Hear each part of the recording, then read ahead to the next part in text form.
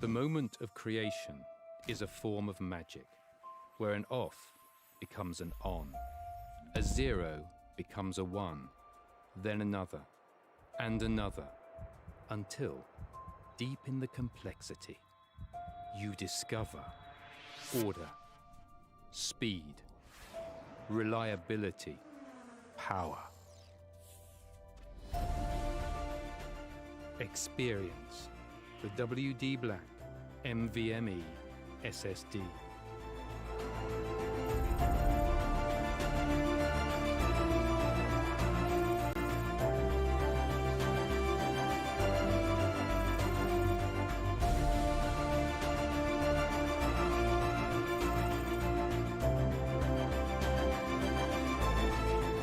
Fueled by darkness. Level up to NVMe SSD performance.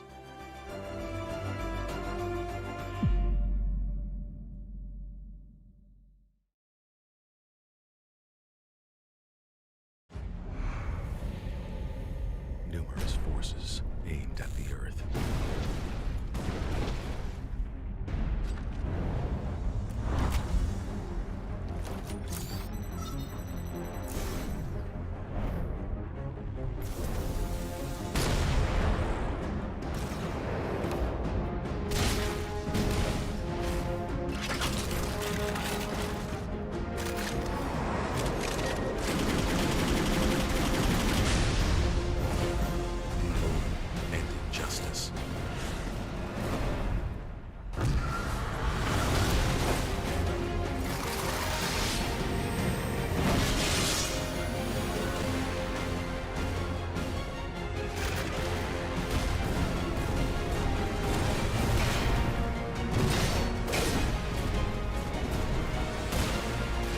Let the glorious battle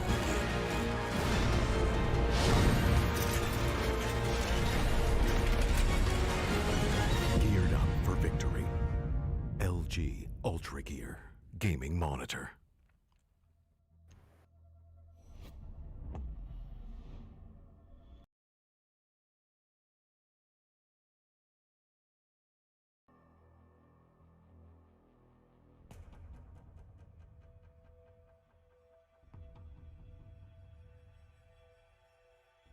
Alrighty then, ladies and gentlemen, hello and welcome to the WD Black, the Esports Club League for Rainbow Six Siege, powered by LG Ultragear in association with ACD Fibernet, Zotac Gaming, and Games The Shop. I am your host, Blackjack. Joining me for this game is our co-host, Baba Gusta, and we are watching the game between Hoffen Esports and Hawks Gaming on the beautiful, beautiful map of Villa. We were just wrapping up on the ban phase, as this is, of course, the third game of Matchday 3 of Division 1. Baba, how do you feel about the game we have on hand? Just one word, Blackjack. Extraordinary and electrified. That's 2 words, Baba. Oh yeah, my bad. I was about to say one word, then I accidentally said 2 words. Yeah, well, there you have it. 2 words. Extraordinary and electrifying. This match is going to be very, very interesting. Thank you for the fact that it's going to be on the map Villa, where we have a great amount of bans being made here. Nomad, Thatcher, and of course the normal common bans, Mira and Echo on defense. With the Hawks Gaming going on defense as they decided to go on a hold on trophy room, will Hoffen Esports be able to get control on the site and maybe eventually get a win on the round? Well, that certainly remains to be seen, but this is Villa, of course, and the site is actually going to be the trophy and the trophy statutory. Excuse me, I blanked out for a second there. That from the side of Hawks Gaming. They're not going to be going for the Aviator hold as we've seen most teams go for first up, but this is, of course, a staple of higher tier plays in Rainbow Six. People don't normally like to go for Aviator first up. They go for Trophy and they go for Statutory and Kitchen if their persuasion leans that way, as we're going to be seeing Dope Pub go for a bit of a cheeky spot right here on top of these boxes. At least he's trying, but looks like he won't be able to. Unfortunate. He's just going to have to put his evil eye down on the table, as Ubisoft probably intended it to be that way. I mean, I'm pretty sure you're not supposed to climb on those boxes, are you? I mean, true that, because there are some places where you can do vault, but since the Dope didn't get that opportunity for a vault option there, he's going to place his evil eye cams in the table of astronomy, as you like said. Anyways, we see the attack on Often Esports as they are going to progress through the reading room. We still see Kuntal on the offensive. We see both of those drones from Lame and Killing giving good amount of intel for their teammates to push around and get to know that the whole side, the whole room of 90 and including on games room will be clear, as Kuntal is actually going way too much aggressive, but that the armor panel from Peroxide is going to block his way. We still see Crown the Clown already in such low HP. I didn't quite know what is the reason behind this, but we still have a triple on the flank positions of Red Strays, waiting for a perfect opportunity to take them all out. He'll get eventually spotted, and he's going to return back. With the gridlock track stringers covering the red stairs, and Lame for the time being on the thermite, he's going to be watching that flank as well. So it makes sense for Triple to have pushed back, as the push on the Stature is actually happening already, and that's the first kill. Luther takes one, but he's going to be traded out immediately by Peroxide inside the side, who's playing right behind a Goyo shield, and the action is already happening. Lockdown in the meanwhile is playing in Trophy, and what a shot from Peroxide to take down Lame. That's a headshot, as Unknown Gamer gets a C4, and another one that's killing off the board, and it is suddenly down to Kuntal on the Ash, who was the last one remaining for his team in a 1v4 clutch situation. The flank is coming in from Triple, as Kuntal's already got one. That's the castle. Peroxide off the board, as he's going to be making his way into bedroom by opening the window here, or at the very least making the defenders think he's going to be going here, as he's rotating out towards the bathroom window. Dope Pope with that Maestro LMG pre-firing away to glory, as the Ash has made his way into bathroom, and finally the Maestro stopped, but he's peeked out and he's going to be taken down accordingly. Come on, confirm the kill. Finally, Kuntal managing to confirm that the Ash is now in a 1v2, but the diffuser is not in his hands, as he's going to be taking out the Evil Eye inside of bedroom. That has, of course, given away his position, as Triple and Unknown Gamer are the only ones remaining for the side of Hawks Gaming. They've taken a big advantage early in the round, but with the way things have gone so far, as another Goya shield is popped, this could very well be a clutch very early in the game for Hoffen Esports. That, of course, depends all on this Ash play right here, who's going to be inside of Statutory, but there's nobody here because, of course, the diffuser is being guarded. He sees one inside of Trophy, and that is, of course, the down onto Unknown Gamer. All right, it's a 1v1, but time is what will not be in his favor, as round one, unfortunately, for the Ash, of course, goes to Hawks Gaming.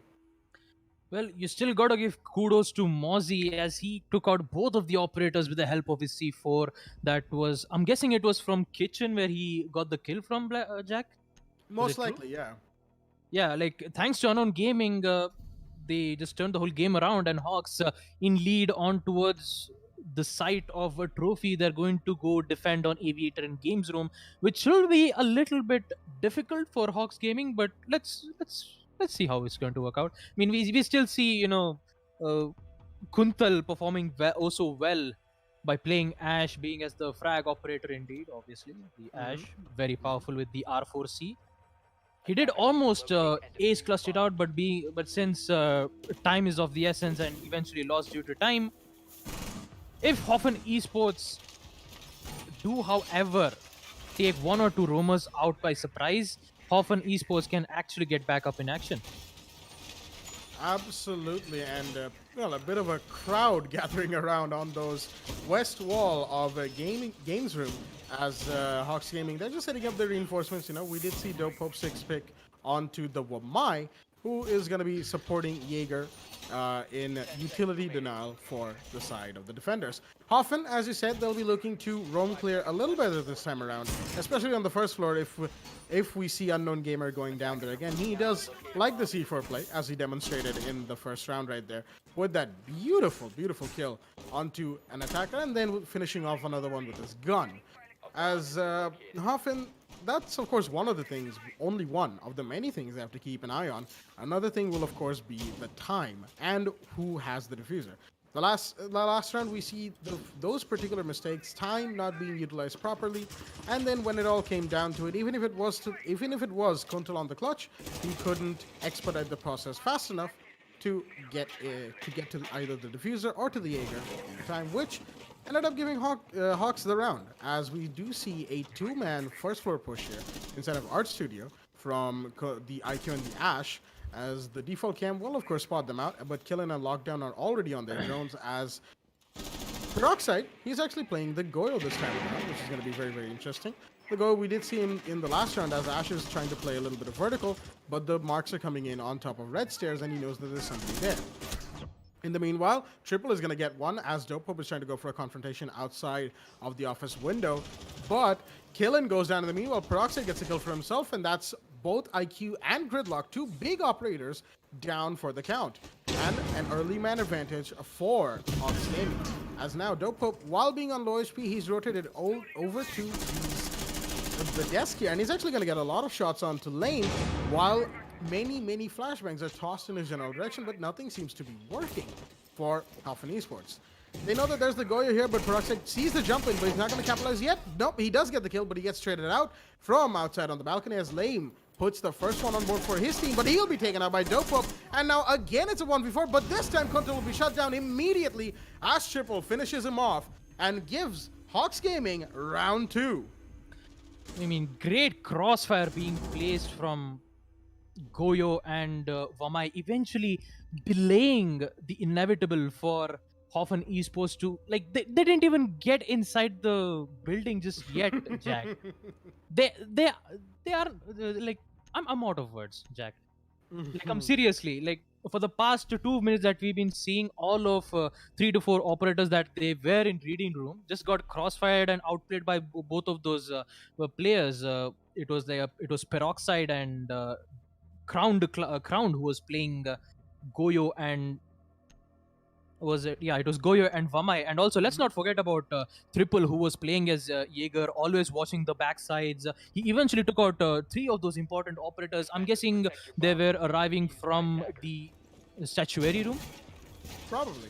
If they did take out Triple in the process, they would have gotten hold of the site, in which Triple didn't let Hoffen Esports to not even get into the site, which eventually lead them to the win.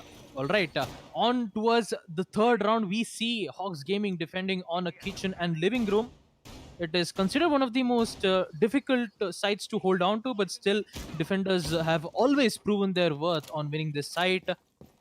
With that, we see Mozzie, who's playing as Unknown Gamer. Sorry, it's Unknown Gamer who's playing as Mozzie. Oh my god, I'm so damn confused. I was about to say. Yeah, I mean, most player who actually plays Mozzie, they would either use a P10 Ronin, but Unknown Gamer, not confident about his gun, he would actually decide to use on the also privileged Commando 9, which did in fact helped in on 2 to 3 gunfights in which he went on to. But with that, we still need to see how well he's going to perform here as the action phase is going to come into play. Absolutely, well said. And the P10 drone is actually quite the gun that I personally do favor, but the Commando, it's just indisputably better. A better damage profile, better DPS, and you don't have to be overly dependent on the headshots with it, which for someone who misses a lot of shots like me, yeah, that's a gun. That's the gun I like to run. In the meanwhile, Crown Clown, he's going to be up here on the Bandit as he knows that there's a push happening from bathroom. A drone has spotted him out, and the Ash in there is going to be actually peeking, but he'll be taken out. Crown Clown with the first kill for his team, and that is the Ash shut down. A very dangerous player in Kuntal has been shut down early for the side, and he gets another one. Hoffen Esports not being able to take the Bandit out of astronomy as he has grabbed a double kill for himself. There are, of course, 2 more operatives, but Triple is here to support, and it's the German show as Lockdown is gone as well. It is all down to Lame and Luther, who are going to be trying to equalize at the very least this man count, but the peak is happening, and Lame goes down as well. The kill is confirmed by the Jaeger. That is Diffuser down on bedroom in the top floor, and Triple, along with Crown Clown, have shown up guns ablaze, as it is now down to Luther to win this round for his team. He's, of course, playing inside a wine cellar by the barrels, and he's going to be forced to rotate out towards the kitchens. Not the kitchens, he's on the back stairs, but there's a Jaeger to peek him, and he's going to be taken out. The Maestro comes in, he gets downed and taken out as well. Luther with the double for himself. Unfortunately, those 2 operators, Peroxide and Triple, just threw themselves at him. Unfortunately, not enough pre-fire coming out from them, as the Zofia gets a double kill for herself in the round. But it's still a 1v3.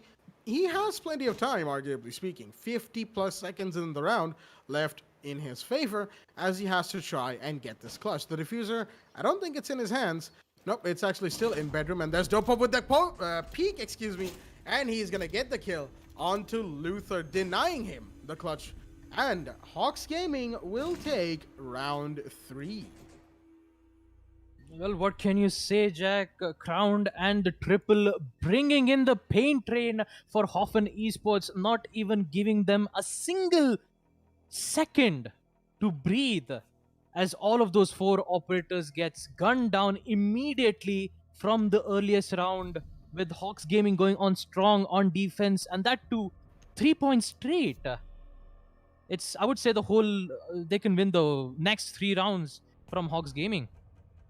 Well, with the way it's going, it most certainly could be, as we see a 6-pick from Crowned Clown out from the Bandit into the Goyo. He's going to be taking a more sight-favored play this time around. The Goyo, of course, is best suited for that, as we are going to be going back to Trophy and Statutory for this defense. Now, as you said, given the round history we have on our hands so far, and the way Hawks Gaming has been completely shutting down Hoffen Esports, it might just be that on this defense that we have, we might just see a 6-0 going into role swap. That would most certainly be very demoralizing for Hoffen, to say the very least. And Hawks Gaming would be going into their next game, their next match day tomorrow, in a very, very high spirits. But, of course, only time will tell whether or not Hoffen Esports can grab a couple of rounds for themselves, maybe even make a comeback. Who knows? As, actually, now that I think about it, I don't think we called out the rosters for both teams, did we? I mean, yeah, I guess we didn't call out the rosters here. We see from Hoffen Esports, we have Lockdown, Killen, Lame, Luther, and Kuntal. Meanwhile, we see Hawks Gaming, we have Peroxide, Dope Pope, Crowned Clown, Unknown Gamer, and Triple on the Hawks Gaming side. And as I recall, Jack, from the trophy room, we did see Hawks Gaming make a flawless victory, and that too, it was quite early to take all of the attackers out, except we did saw Kuntal making an impressive 4-kill, but as of we know from the first round, Hawks Gaming did win due to time. With that second chance given from Hoffen Esports, will they be able to make amends? Will they be able to fix their mistakes? We can find out in this round. Well, that would absolutely be what Hoffen Esports are going to be looking for this time around. As you can see, Kuntal and Luther on the Ashen Zofia are going to be joined by the IQ and Twitch in a very, very defined and decisive roam clear right here. They're gonna hope that it's decisive anyway, as Triple is the only one on the first floor. He is most likely spotted by the Twitch drone, which is right there. And actually, Dopo is right here with him. And they're below, on the first floor, right below where the attackers are right now, to try and get a couple of kills for themselves. Actually, all 5 attackers are playing just beyond the 90 hallway. And there we go, the 4-stack comes out, as looks like Hoffen, they really, really don't want to mess with Hawks' roamers, and that is exactly why they're going to be taking their sweet time before making the push onto our side. They're going to have to be mindful of time, though, as we saw in that first round. Time was of the essence, and unfortunately, Hoffen Esports were not able to capitalize on it. Ooh, some shots onto Peroxide will take the castle off of his 100 HP position, but he still is holding this tiny angle onto landing. Pops the Goyo shield because the drone has spotted him out, and he has to be careful if he wants to take out that drone. A C4 is thrown from below, but to no avail, as that is unfortunately a wasted piece of explosive. Luther is right here to try and push in, and there we go. Killen is going to get Peroxide. That's a big kill because Castle was a bone in their plans. Excuse me. Luther will go down to Crowned Clown in the meanwhile, and a nice shot comes out from Peroxide to tell the Twitch that, yep, you did a good job. But the Goyo inside of sight is proving to be a bit of a thorn in the side of the Twitch, who has actually pushed it. Killen inside of Trophy, and he will get the kill on the Crown Clown. He is now in here, as the rest of his team is going to be looking to join him, but the diffuser is still far off by 90, and it is, yet to come in. Killen gets another one for himself. He's on a triple kill to take down Triple, and can he get the ace, actually, as Lockdown has gone under the meanwhile to this Valkyrie. It's a 3v2 situation. Another C4 coming out from somewhere, but it's going to be of no use, and there we go. The Twitch is off the board, as it's a 2v2 situation. Uptown on Gamer. Dope Pop goes down. It's a 1v2 that the Mozzie has to play on his own. Ash pre-firing all of the angles, as is up to Unknown Gamer in this 1v2 situation. He knows exactly where Ash is. He's just waiting for the Ash to peek. But Kunto, he's smart. He's not going to peek just yet. Oh, actually he does, and he will finally get the kill onto the Mozzie with that. Hoffen Esports finally putting a round on the board, winning round 4 here on Villa. I mean, props to Killen for wasting all of Hawks' utilities and gets a triple kill, eventually leading the diffuser being planted on towards the statuary room. That would definitely give Hoffen hope, as the team name itself has been called, Hoffen Esports, which in English translates to hope, as they will win 1 point on trophy room. And we see on towards the 5th round where Team Hawks Gaming is going to change on Aviator Room. Alrighty then, looks like Hawks Gaming are not going to be looking to go back to Trophy because they know they've made some mistakes and that may not be their best site. Because at the end of the day, if it's a clutch situation for one of the attackers, it's a 1v1 and you win off of time, and the fact that the diffuser was not with said attacker isn't exactly the greatest indication of your success in that round. And in this last round, of course, Trophy, finally Hoffen Esports put a round on for themselves on the board, and looks like Hawks Gaming have taken the message loud and clear. They're going to be going into Aviator, which was, I believe this was the round where they pulled off a flawless round for that matter, and this was the side, excuse me, that they pulled off a flawless round. And this time Triple is actually playing the Pulse. He's going to definitely be playing below to get a couple of C4 kills for himself, and Pulse's cardiac scanner is so good for utility, but of course he's going to have to be wary of Lockdown's IQ because of the fact that the RED scanner, it is just also useful. IQ is almost becoming a compulsory pick, really, for any team in any given situation. And if the leaked patch notes for Season 2 are to be, Year 5 Season 2 that is, are to be believed, then IQ will be just that little bit more powerful. As now, the push onto balcony is already happening. We do have Killen on the Twitch. Luther on the Zofia. He's going to be waiting for the drones to give him all the intel. Dope, he's going to be playing by the stairs with the Goyo shield. Is going to be spotted out. Lane with the diffuser is with them, of course, on the rappel to support. And Kuntal on the Ash is actually playing below. One Goyo shield gets popped by one of Zofia's impact grenades, excuse me, as more droning is happening from the side of Hoffen Esports. They really don't want to take these fights unless they are absolutely certain, as Kuntal is actually down in the meanwhile. Triple gets that kill by the red stairs from the looks of it, and that is, again, a big kill because the Ash is out early in the round. It's almost like a trend we see with lots of Ash mains who love to rush, you know? They get taken out very, very early. I mean, you do have a song, right? Each and every time a Nash fall downs will be like... You just can't wait to see that happening. Anyways, we see Dope Pope going to engage with two of the attackers who were trying to get access to us on the reading room. Dope Pope, he eventually sees one, goes for the fire, but still doesn't find a connect, and we still see Luther still onto us on the reading room. This might be a little bit of problem here if Jaeger won't be able to take one. He actually goes for the pre-fire yet again, still doesn't find the connect. And we see a Twitch as Killen rushing on the stairs to take out Dope. And currently, they have the entire side of the reading room.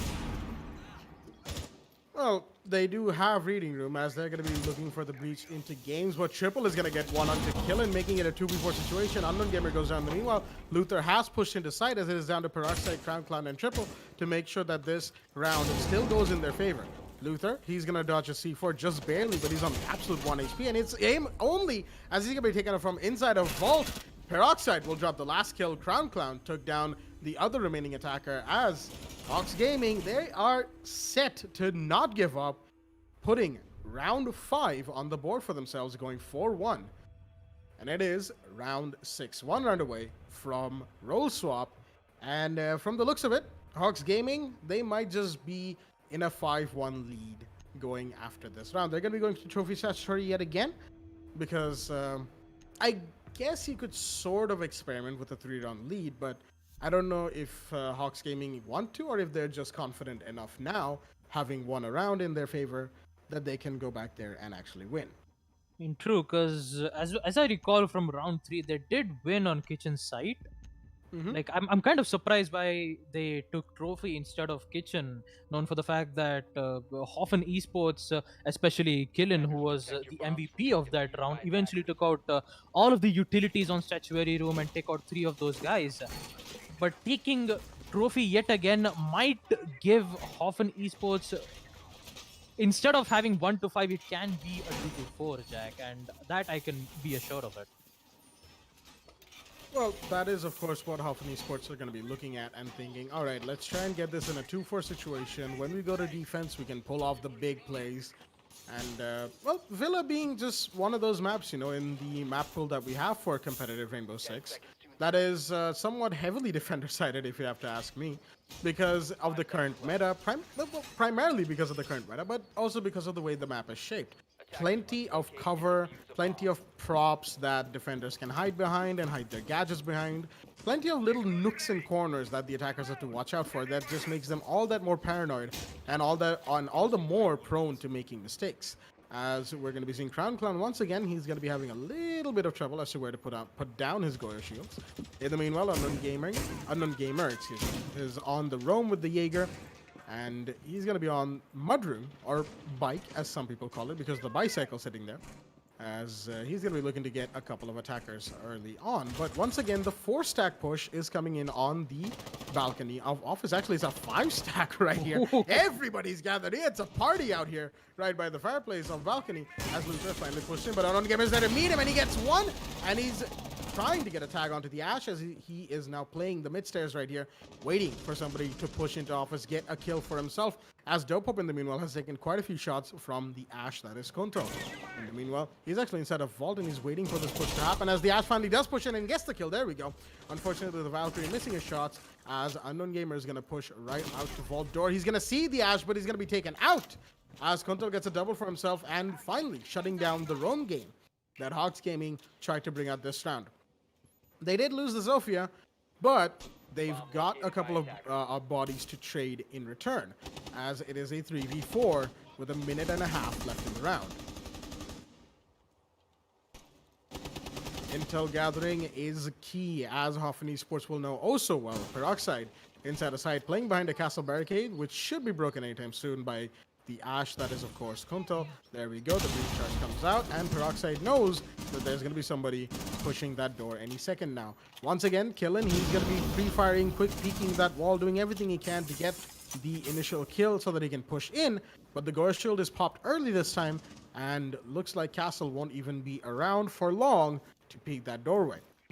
In the meanwhile, Red Stairs still being watched, as looks like Hoffen Esports are a little apprehensive to go for this side push. Claymores are being placed, as we saw one being placed on the Office door right there to stop a potential flank. And all three defenders are actually inside of sight, so I'm not really sure why Hoffen Esports are so cautious, as they can make this push happen any second. Now, in the meanwhile, defender utility is being used to its fullest from the from Dopop and Unknown Gamer. They're going to be giving all the callouts to their team, as there we go. The Goya Shield is popped, and now Peroxide will know that there's a Twitch who's going to be pushing from here. But there's a 2-stack inside a bedroom who's going to be pushing into bathroom.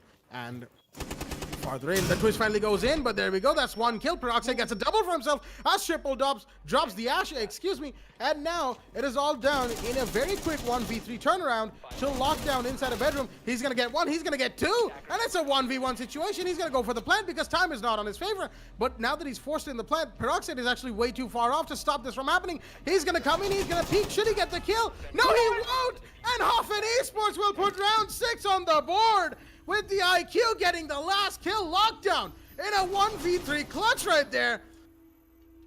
What a play from the IQ, extending the time right at the end and getting the final kill, making it 2-4, still in favor of Hawks Gaming.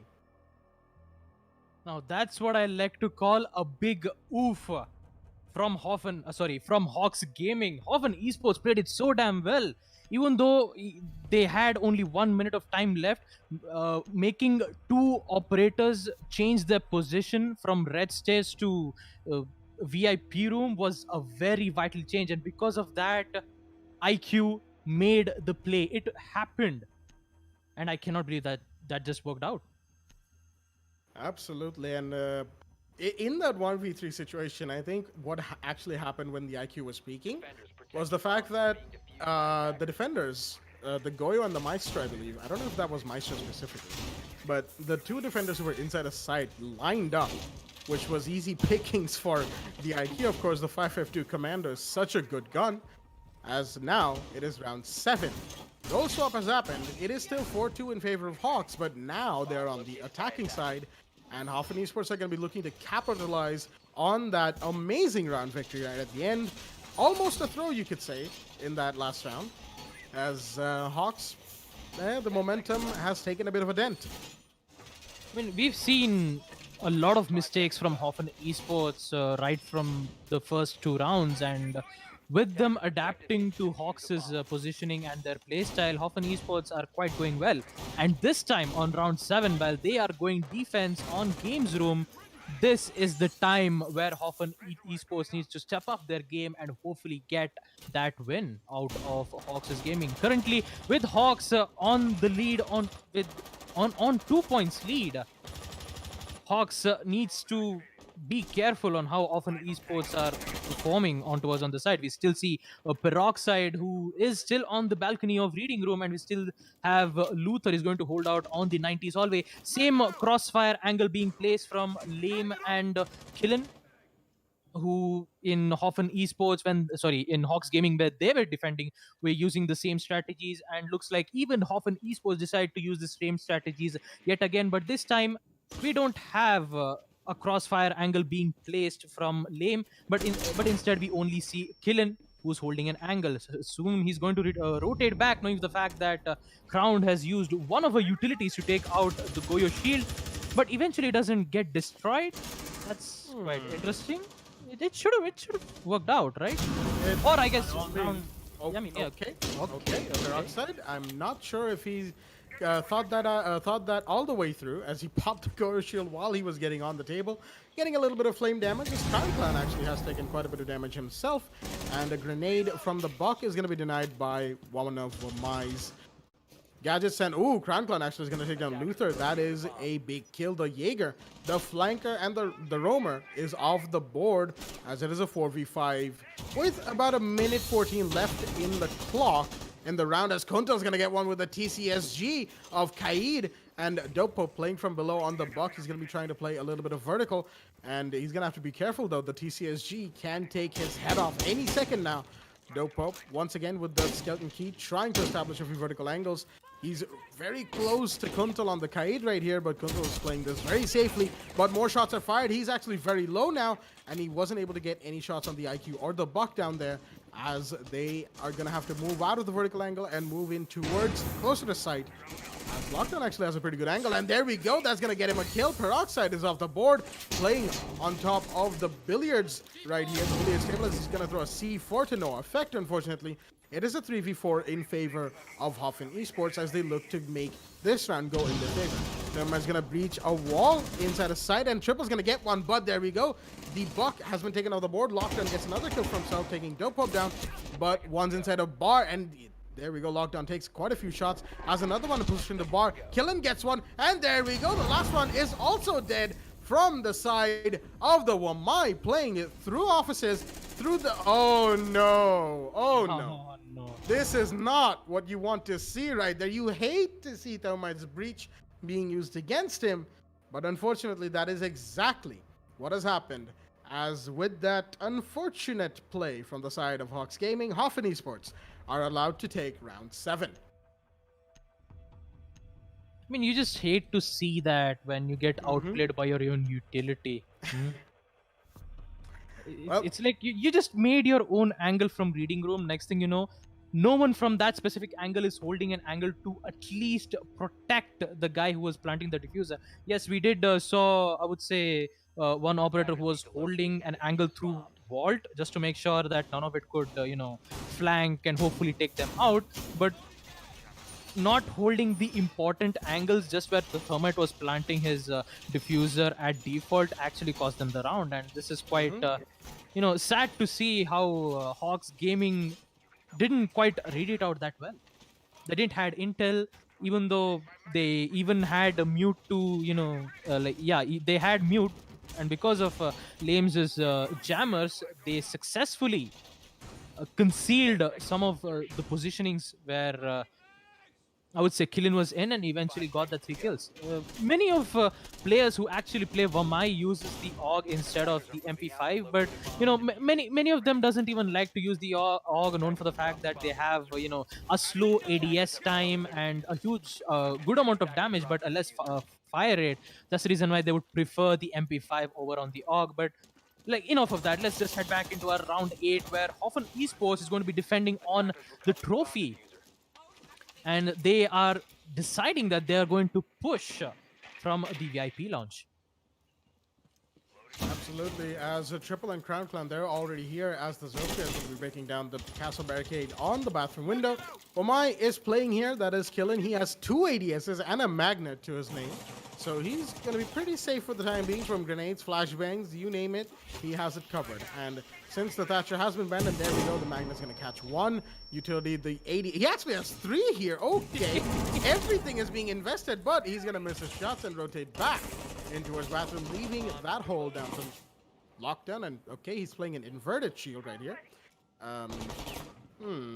Interesting plays coming out from the side of Hoffen Esports, to say the least. I mean, but it is interesting and quite it's working. confusing. Yeah, it's quite confusing. It's definitely giving me a hard. It's making me wrap my head around this, and that of course takes a little bit of time. Do excuse me, but.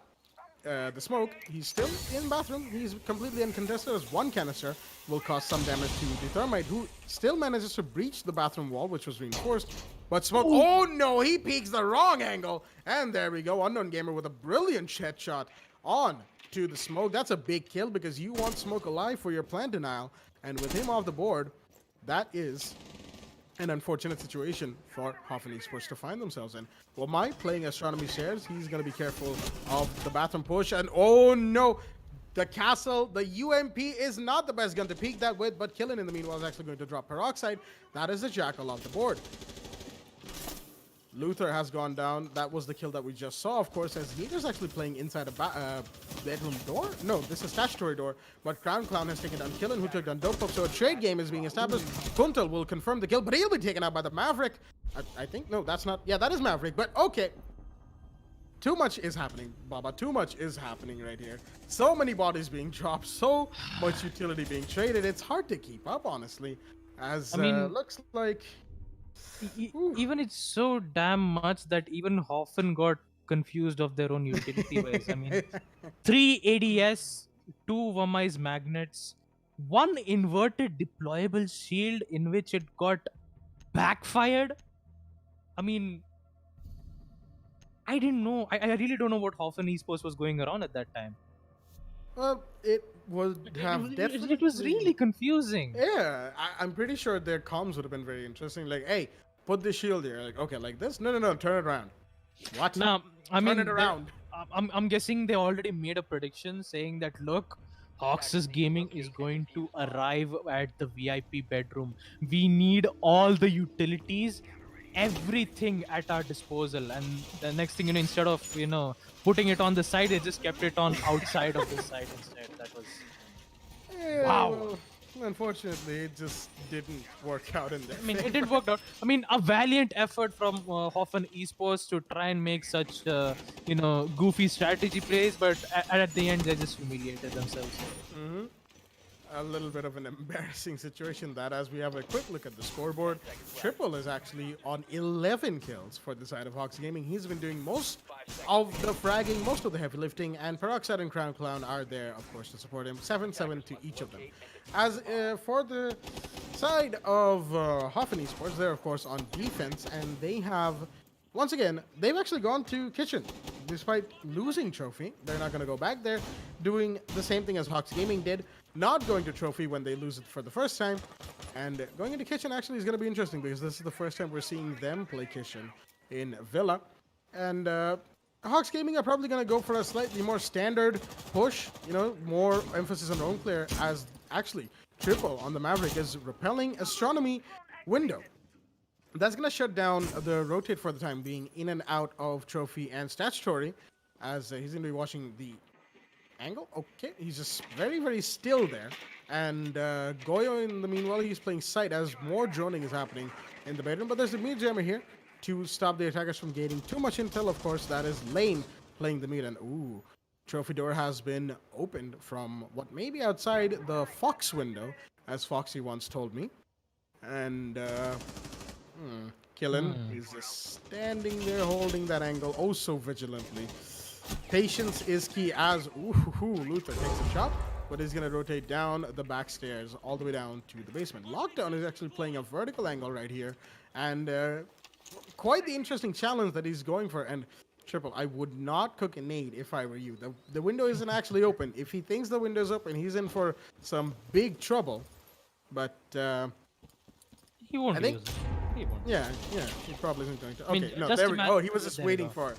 Yeah, he was just waiting for the window to be opened by his teammates, and Peroxide was more than happy to oblige. Now, with about a minute and 10 seconds left in the round, Hawks Gaming need to make a push for site. Triple is coming up the astronomy stairs as 4 defenders are stacked in and around the site inside of kitchen and dining. As there we go, Triple, he's actually pushing up the site. As Crown Clan is going to take lockdown, and Kunta is going to go down as well, but Triple is going to be traded out by Lame on the SMG alone, but there's another attacker out there who's going to be waiting for this kill. Jaeger's firing a few shots onto someone else as the IQ pushes in and will be taken out as well. Dope Pop goes down, unfortunately. The Capital pushing from the small room. He's actually joined with another one as there we go. The Mozzie's actually on the hatch. Will he get a kill for himself? He does. He gets a couple. Luther has made a double kill for himself, leaving it all down in a 1v2 situation for Peroxide to get this clutch. Sitting right by the sofa, the diffuser isn't even in his hand as he knows that the Moz is playing upstairs, and he sees the prone and he gets it, and Lame goes down. It's a 1v1, but he has to go for the plant here because there's about 15 seconds left in the round, and without planting, he cannot extend the round timer. He is actually going for this, and now Mozzie actually has to push in, and he does, and he's seen by Capita, but the round timer is almost over, but the kill is confirmed! Capita with the push, Peroxide playing for the kill, knowing that going for the defuse won't work in his favor. And what a shot right there to give Hawks Gaming round 9 and the match point. I mean, Luther had the kryptonite, Jack, and Peroxide just made him lose it instant. He had that. He did. He had did. that. Mhm, Like mhm. it was so sad to see how well it was orchestrated from Hoffen Esports. They were just waiting for that right moment to execute, and at that right moment, Luther just went in and took out all the roamers who were situated from the master bedroom. But in the end, Peroxide just wins it out for the team. Absolutely, Luther tried very, very hard, but at the end, it didn't even matter. As we're going to be going back to the second floor Aviator site for the defense from Hoffen Esports. They've lost 2 defense rounds on 2 different sites, and they're not going to be attempting either of them. Going back to Aviator over Kitchen or Trophy. As once again, we see pretty much the same lineup as they had the last time, only this time Killen's playing the Doc. I believe he was playing the Wamai the last time we saw him on Aviator, so that is basically the big change that Hoffen Esports have made to their operator lineup. And is that going to be enough? Only time will tell, as it is of course match point for Hawks Gaming, and they will be looking to secure this round in their favor. I mean, Hoffen on defense, we did see win once on Trophy, and then Hawks eventually did take it back. So for me to predict who's going to win on this specific site is unknown, Jack. And I have no clue on what's going to happen on this, because once we saw, oh my god, never mind, we see Killen going for that aggressive run out. He's going to find one, though. He eventually finds one, attacks out Peroxide, but eventually gets traded out from Unknown Gamer, eventually taking out the inevitable, but the damage is already done, as Peroxide will be out. No more crossbows and no more fire and smoke pellets to be used when it comes to a planned situation like this. But we still have no, they don't have anyone except the Capita. Capita was the only one for the execution to happen. So without Capitao, they really have to take out the roamers. If they don't take out Lockdown or Luther, it's going to be a really long time. And Kuntal will eventually prove it right by taking out Crown. A very important kill indeed. And that it was right from below the games room. And with with the Hawks Gaming having no answers to determine what's going to happen, Hoffen is going pretty well. Absolutely. They look poised to take this round on Aviator, which will make it their second victory on Aviator as a grenade comes out from somewhere. Lockdown saw the prompt and he pulled back, but Kuntal once again playing vertical gets Dope Pope this time. That is the sledge, and that is so much utility that has been denied for the side of Hogs Gaming. If you take a look at that, that is Capita, Sledge, and Zofia who are off the board right now, which is so much soft breaching and smokes and all of that stuff that has been completely shut down from the side of Hoffen Esports. The games room wall has been opened by the Thermite, of course, but will this be exactly the last nail in the coffin for him? Only time will tell. In the meanwhile, Triple is actually pushing up red stairs to join his teammate. No, he's gonna rotate out towards Arch Supply once again, as looks like Hawks Gaming, they need to regroup. If this round won't probably be going in their favor, it is a 2v4, very heavily in favor of Hoffen Esports, as they'll be looking to just wait out the time and win the round. A little bit of intel gathering from Hogs Gaming, making sure that at the very least they're not caught unawares in any aspects of what this push can be. But there we go, there's TCSG, will spot the Thermite, not going to secure the kill. Oh, he's going to be down inside of Vault, and the kill is confirmed by the IQ, as Triple gets one for himself, but it's a 2v2 as C4 comes out. Will not catch anybody, but Lockdown is here, and he might just be taken out behind the bar right now. There's a shield to protect him, as he knows where this push is happening from. The Thermite pushes in, but unfortunate, that is the diffuser drop, and there we go. Luther's gonna confirm onto Triple, the last kill of the round, as Hoffen Esports, they keep themselves alive, winning round 10. Well, things are starting to heat up between both of these teams as Hoffen Esports are barely holding on, and they still need 2 points to come back up on overtime. Will Hawks be able to close this one out, or are we going to see overtime, Jack? What do you think? What do you think is going to happen here? Well, with the way this game has been progressing so far, I would very much like to see an overtime come out from either of these teams. Of course, 2 rounds are yet to be won by Hoffen Esports to make that happen, as we see 6-pick out of dock into Pulse by Kuntal. He's going to be like, Hoffen Esports definitely need to pick up the pace.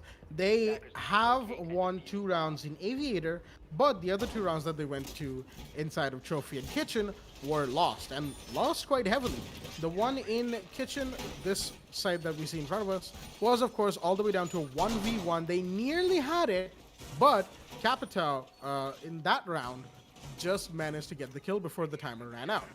Knowing that, Hoffen Esports will of course be going back here, and they'll be trying to emphasize a little better on winning their gunfights and positioning themselves to win those gunfights, so that if it comes down to it, they can play time a little better. Maybe drop the diffuser far from sight, so that if it does come down to a 1 versus something clutch, at least the attacker won't have the diffuser close by to try and get the plant off. We will Jack, be seeing... they have a Ying. Oh, I just saw that. Okay.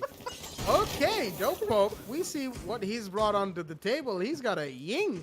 And we do know that Jackal is only being played for 2 things. His gadget, his main gadget, and the smokes that he brings to the table.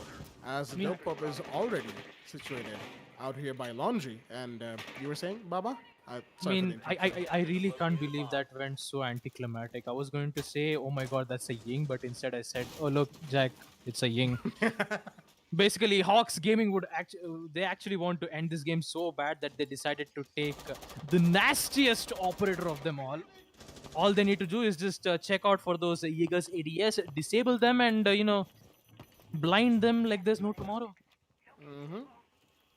And looks like we have a bit of a misplay from one of these 2 operators, either the Pulse or the Goyo, who has their seat placed up there. And there we go, Dope Pope is already going to push up, and he's going to get the kill onto the Pulse. That's a big one, and Goyo is going to try and get the refrag, but of course, the Ying is safe with her T-speed. And Lockdown is going to go down to Crown Clown. That is the Goyo of the board as well, as Dope Pope is once again pushing up. Nope, he's just waiting for his team to confirm that this push can in fact happen. The Claymore goes down into that small room window right there. And ooh, Luther, he's got a big angle right here. But no, he's not going to peek that for too long. He's actually going to pull back.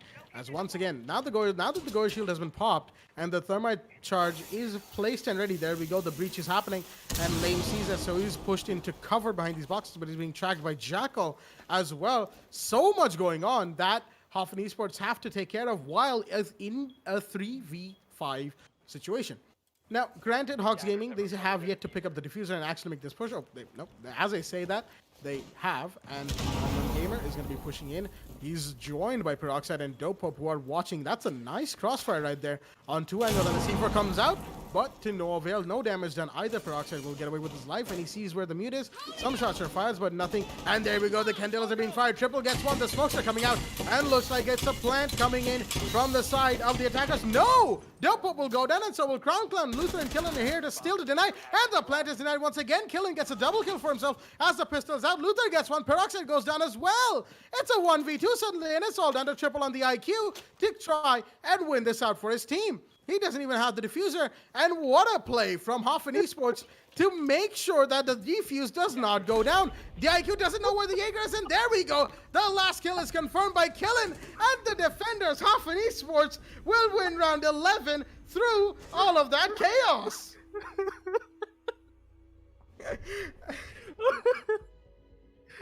What just happened? Hawks Gaming, they had everything. They had it in the bag. I mean, they even had vertical control from the master bedroom. Hawks, are you kidding? Oh my God. That is one of the most gravest mistake that I've seen in my entire life.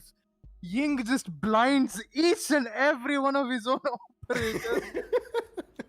With the smoke included, and just get picked out so bad. Oh my God. Oh no. Oh my God. If Hoffen Esports win this out now, this is going to be one of the most embarrassing moment for Hawks Gaming to get back on top. Oh no. I'm just going to have nightmares just by looking at it. What was that even? What kind of a misplay can that be categorized as? I mean, it was so damn great at the beginning, and then it had to go down like some kind of meteor just fell down into their place. Oh no. Like it was a You just- 5v2. How did they lose? That was so unfortunate for Hawks Gaming there, but they still have one more chance as they're still on match point. If they give Hoffen Esports that one more point, they will eventually go to overtime and win this one out. And looking by the positioning that they're going on through, this is going with the same strat yet again. 3 ADS, a lot of magnet systems from Killen, who's going to be placing around from the closet. But I don't think Hawks Gaming is going to take the bait yet again. Most likely not. At least I hope they won't. They do know that this type of play is coming up from the side of Hoffen Esports on this round 12, defense. As one of Zophia's grenades will be caught out by one of the magnets. A flashbang is caught out, another one, and Killen actually takes a little bit of damage trying to go for that peak. Lockdown is also heavily damaged, and there we go.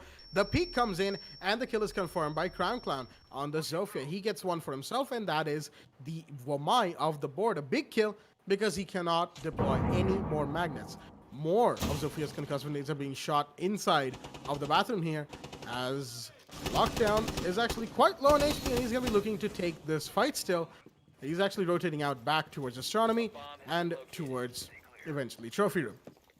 In the meanwhile, Hawks, they're going to be reaching the bathroom, giving away what push they might be going for in this situation. Someone's going to have to watch that bathroom angle, though. You don't want to get caught out from one of Thermite's breaches, and there's a prone angle being held by one of the defenders, but Lockdown goes down in the meanwhile behind the desk that he was holding, and the angle, he might actually be revived right here, as it looks like Lame is there to support. Luther, in the meanwhile, has taken 2 shots. Nope, Lockdown has not been... Oh, he will be revived. Now from his teammate, and the peak comes in, and not down just yet. He's up to 20 HP, and Lockdown's going to be looking to try and rotate away as Dopop gets one. That is Luther off the board. Triple's taking quite a bit of damage, and he's going to take the Jaeger, who took out one of his teammates. Crown Clown gets another one, and now it's a 1v4, all on Lame on the mute right here to try and get first team, and he won't be able to, as Hawks Gaming will make up for that very unfortunate mistake in round 11, as they win round 12 and finally win the match here on Villa.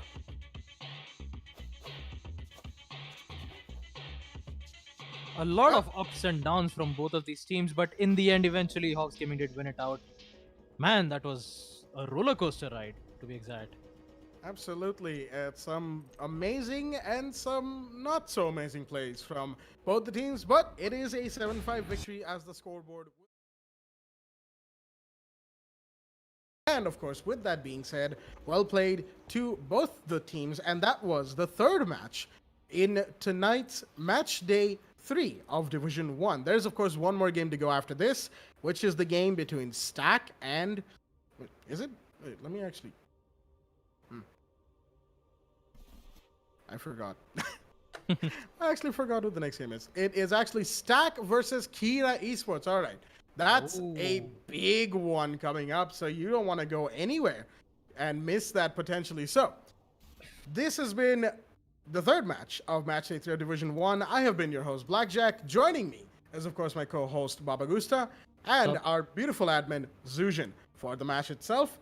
And we will be back very shortly with the game between Stack and Kira Esports.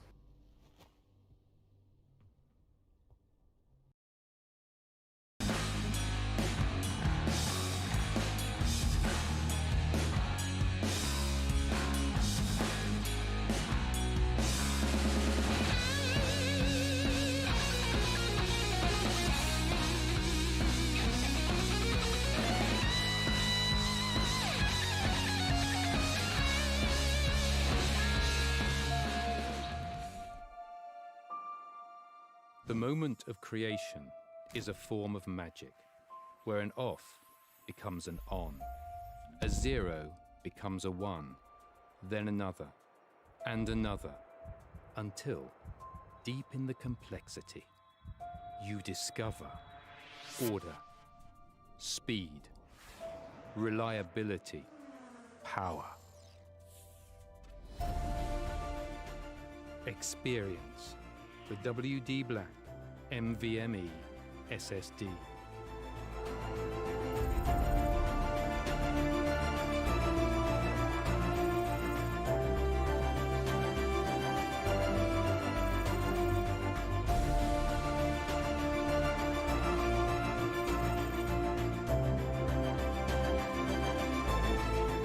Fueled by darkness.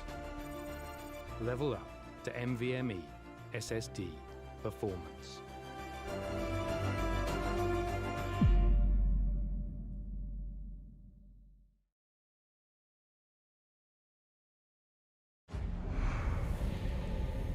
Numerous forces aimed at the Earth.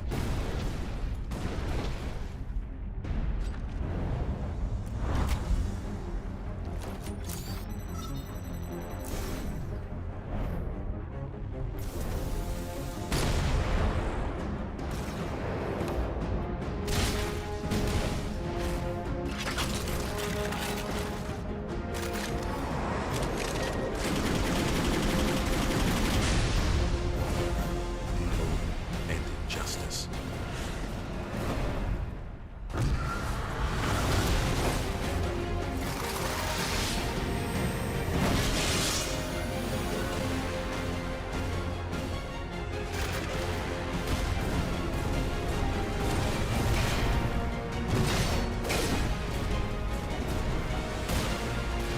Let the glorious battle begin.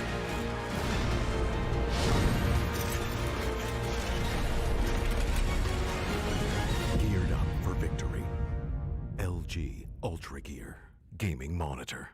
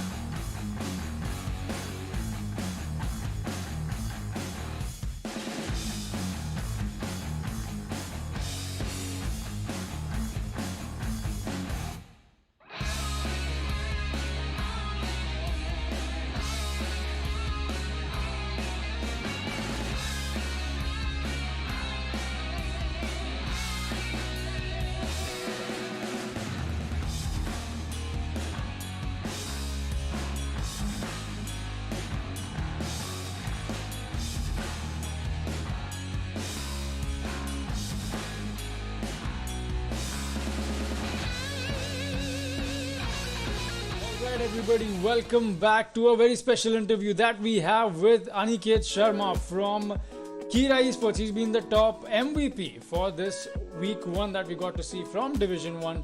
Aniket, how does it feel topping the MVP leaderboard? Well, it feels really good, getting appreciated for the work you're doing. But it's all about the team, in my opinion. If we were not like the top in the division right now, that MVP would mean nothing to me. Is there a regime you follow for keeping your game or your aim or your focus in the game on the top? Yeah, I do follow one regime. Before every game, I drink one energy drink and do 10 terrace stunts with different guns every time. Alright. Like one with DMR for only headshots, one with bug to control the highest recoil, Right. one with only pistol, and one with shields. Double clutches in 2 play days. How does that feel? I mean, that must surely get you so pumped, and the chat popping up for you, so many fans that Kira Esports has. How does it feel being such a monster in the way you've been playing out so far in Division 1? To be honest, clutches are always lucky. But the voice comms, especially my voice comms, are like really hyped up at all times. Either I rage a lot or I pump my team a lot. So after every clutch, I'm like the Canadian of the Indian series community, like boo and all, everything. So, but the clutches were mostly on intel. I had the call and everything. The 1v2 clutch with Valkyrie.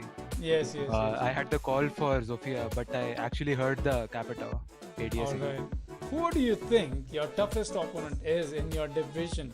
So many formidable champions here, so many people that are so experienced, all these rosters. So I think you're gonna have to choose your words a little carefully. Well, all the teams are good who have made it to Division 1.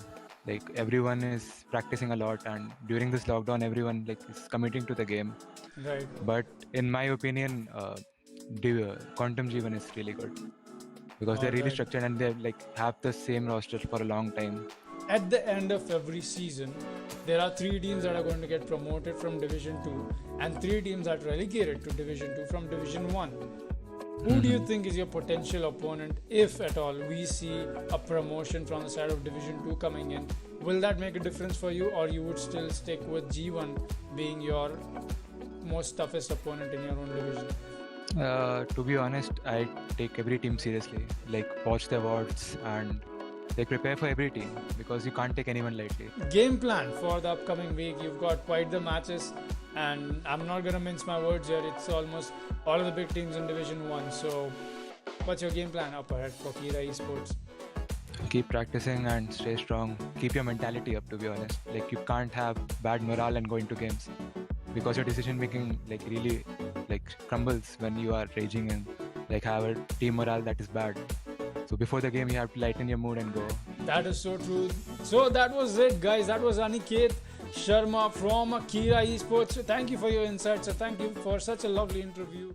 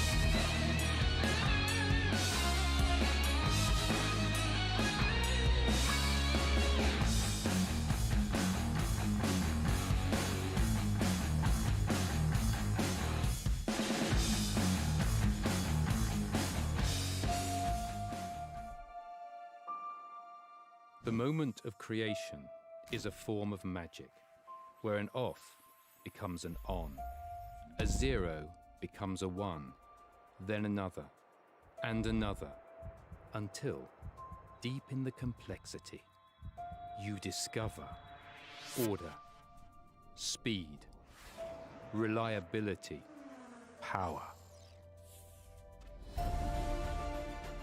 Experience the WD Black NVMe SSD.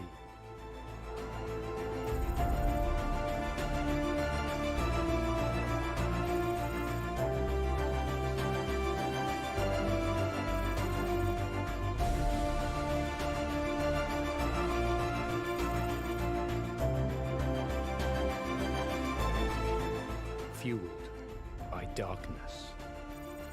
Level up to NVMe SSD performance.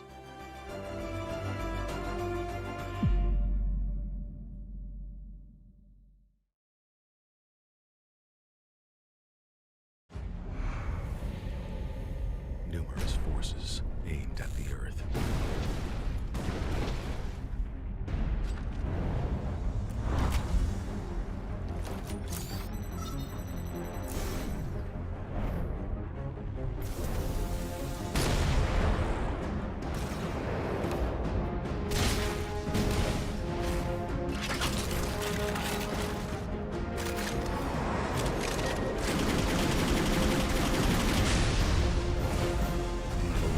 And injustice.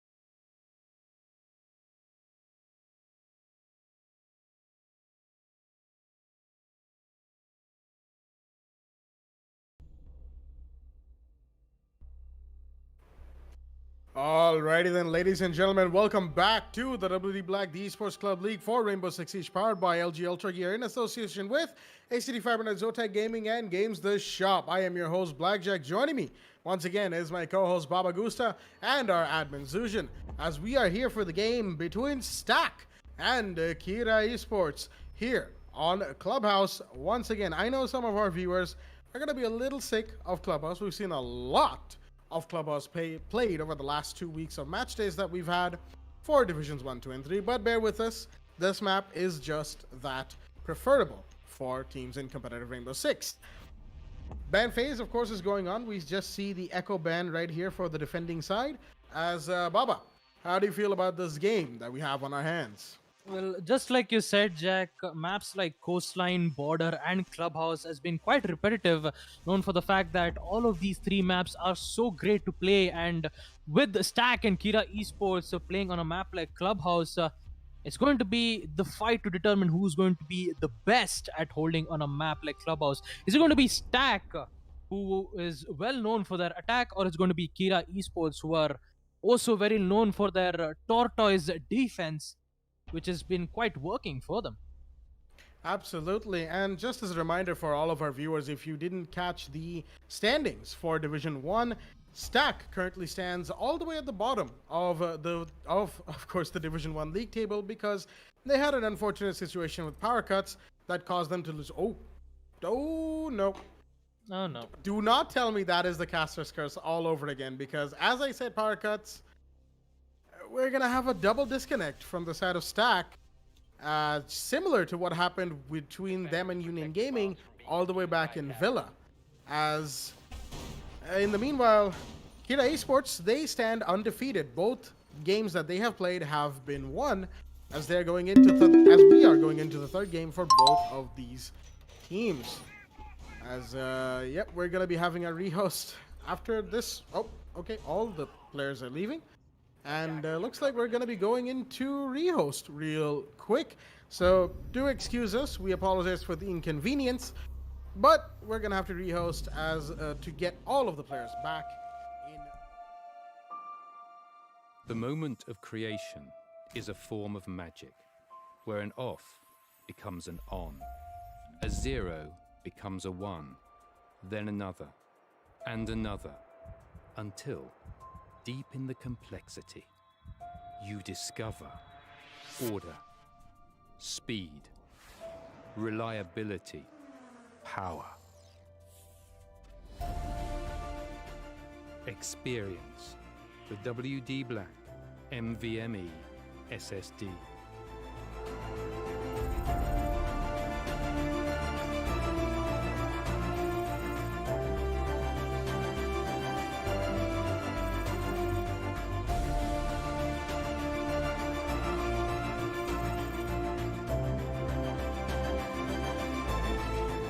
Fueled by darkness. Level up to NVMe SSD performance.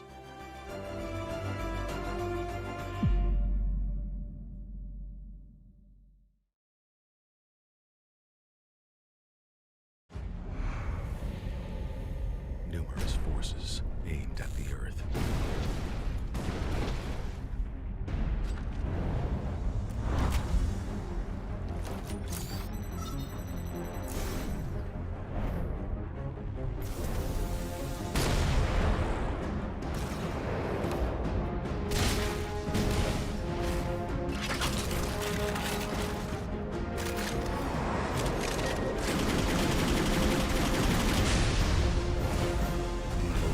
And injustice.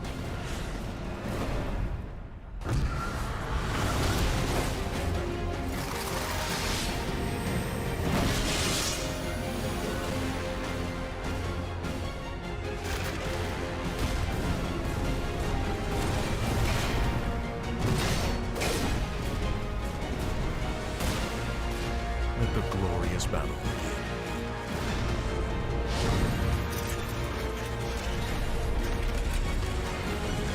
Geared up for victory. LG Ultragear Gaming Monitor.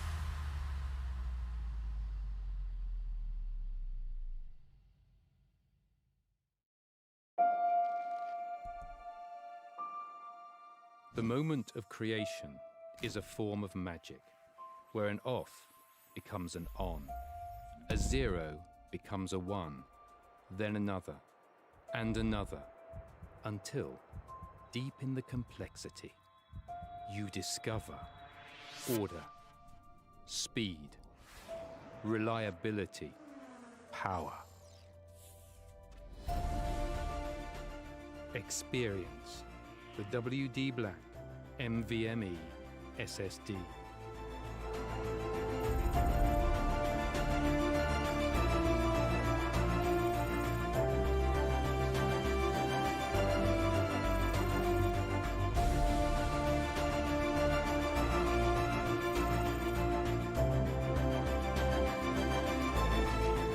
Fueled by darkness. Level up to NVMe SSD performance.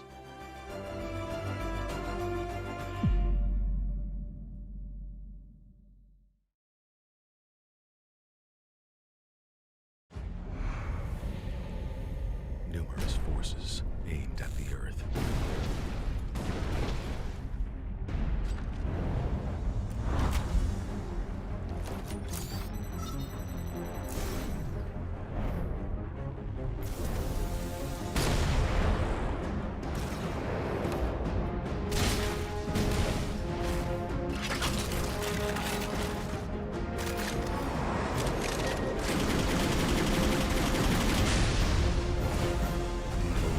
And injustice.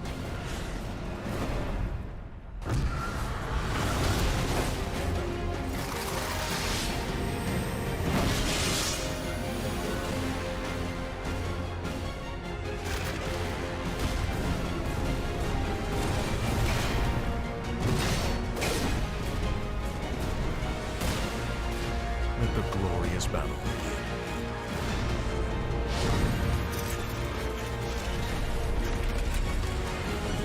begin. Geared up for victory. LG Ultragear gaming monitor.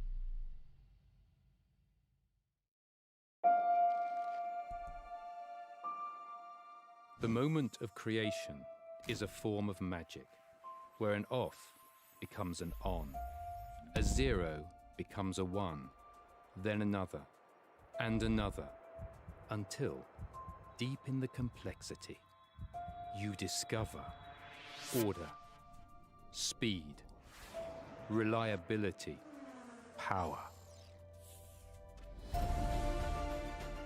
Experience the WD Black NVMe SSD.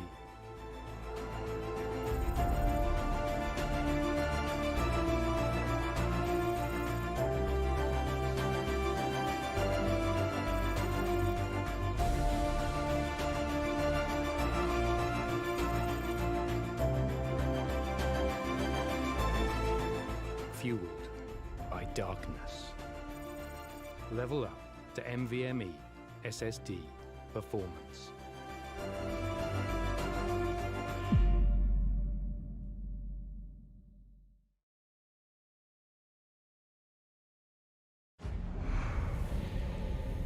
Numerous forces aimed at the Earth.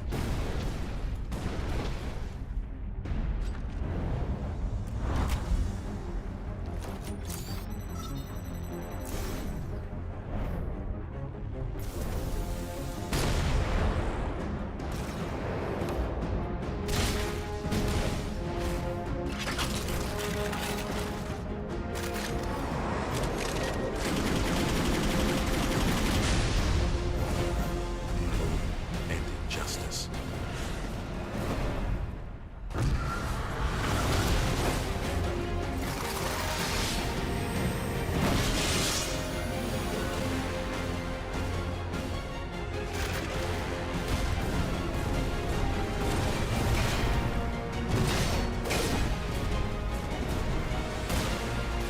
Let the glorious battle begin.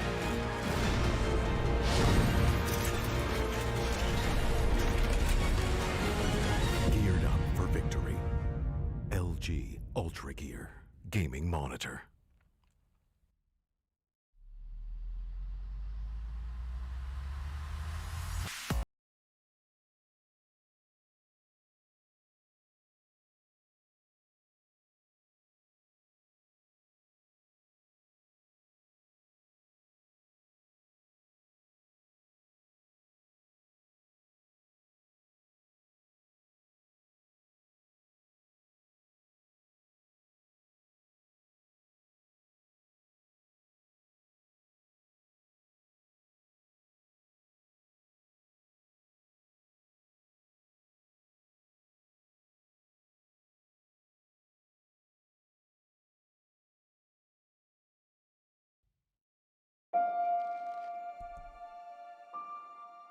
The moment of creation is a form of magic, where an off becomes an on, a zero becomes a one, then another, and another, until, deep in the complexity, you discover order, speed, reliability, power. Experience the WD Black NVMe SSD.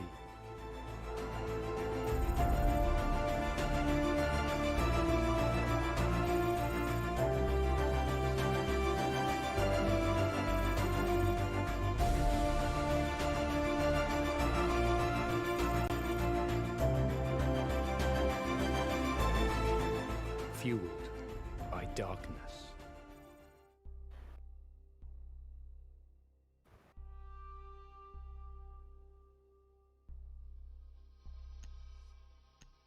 Alrighty then, ladies and gentlemen, we are back from the rehost here at the WD Black the Esports Club League for Rainbow Six Siege for the game between Stack and Kira Esports here on a Clubhouse. As it looks like we did have a bit of a disconnect coming in from the side of Stack, but they are all back. And the defense, Kira Esports, they're going to be going to CCTV as we saw them go before the rehost happened. So, with that being said, of course, as I was saying before we had that unfortunate issue, Stack, as soon as I said they had a disconnect between Union Gaming, they had the disconnect here. This time, of course, it's not a power cut, it was just a minor internet issue that has since been fixed. And now we are here for this very, very exciting game between these two. Kira Esports, they are, of course, undefeated in the Division 1 so far. They are up there, almost at the top. They will be looking to maintain that position by winning one more game. That is, of course, this one. But Stack will be looking to put their second victory on the board as they go to attack this clubhouse. Well, just to keep that in mind, the bans from both of these teams have been done. It is Thatcher, Monty, Echo, and Mira, which leads to Snow already making an early pick out by taking out Aniket. That was from Ride. Oh my god, that was from the motorcycle garage. And Snow, who was playing as Blackbeard, eventually got that advantage. And there you go. Those 3 stim pistols will be gone. And eventually, one has to gain access, and it will be your average R6 player. That would be Shrisha, who's going to contest in Garage. Absolutely. Shrisha is going to be taking the place that Doc would have otherwise had. Unfortunately, he died in the spawn peak. Aniket is gone. And that is, of course, a big kill because we know exactly how dangerous Aniket can be in the late game. And Snow taking him out early is a big, big play. He's, of course, the Blackbeard, and he is still peeking catwalk, trying to find another operator. As he knows that there's somebody up there, he's going to be trying to find the electrical utility. As Rattler goes down, Kishima actually finds one, but he's going to be traded out from his bedroom. That is Amar on the flank right there, taking the IQ down, but it is a 4v3 that Stack has the advantage in. The bedroom round has also been prepared by Death Amar, as he's actually going to be going for that, but Sniper's right there to try, but no! Death Amar will be actually getting that kill, as the main wall breaches also happened in the meanwhile. Fard and Jazz, he's going to be peeking the angle onto red, but the smoke is there, and he has just given his position away, causing Fard and Jazz to not move in just yet because they know that the catwalk operator is still very much alive. The garage push hasn't yet happened, and there we go. The Buck pushes in finally. He knows that there's a vigil there, and he's going to be trying to get those shots. And Kaj is going to drop Snow. The Blackbeard is gone. The Buck has pushed to the garage. He's going to get the kill, but there's a Jaeger right behind him. Does he know? Yes, he does now, but the Jaeger's trying to play away. No, he won't be able to. The kill will be confirmed as Fard and Jazz does a double crouch right there. And it's down to a 1v1 with the diffuser outside of the breach and a game between Kajit on the smoke and Fard and Jazz on the Buck right here. Kajit has used his canisters right here as Buck is going to be rotating away through the deployable cameras into sight to try and go for the plant as he's actually sticking it, and it is up to the smoke to rotate back up. He actually will be using the red stairs rotate to try and find the operator that is Buck. He's going to throw his last canister in there. And he's going to be actually pushing into CCTV. And Spartan Jazz has heard that he's going to take some shots. And there we go. Gets the kill through the wall. And with that, Stack will take round 1 on Clubhouse.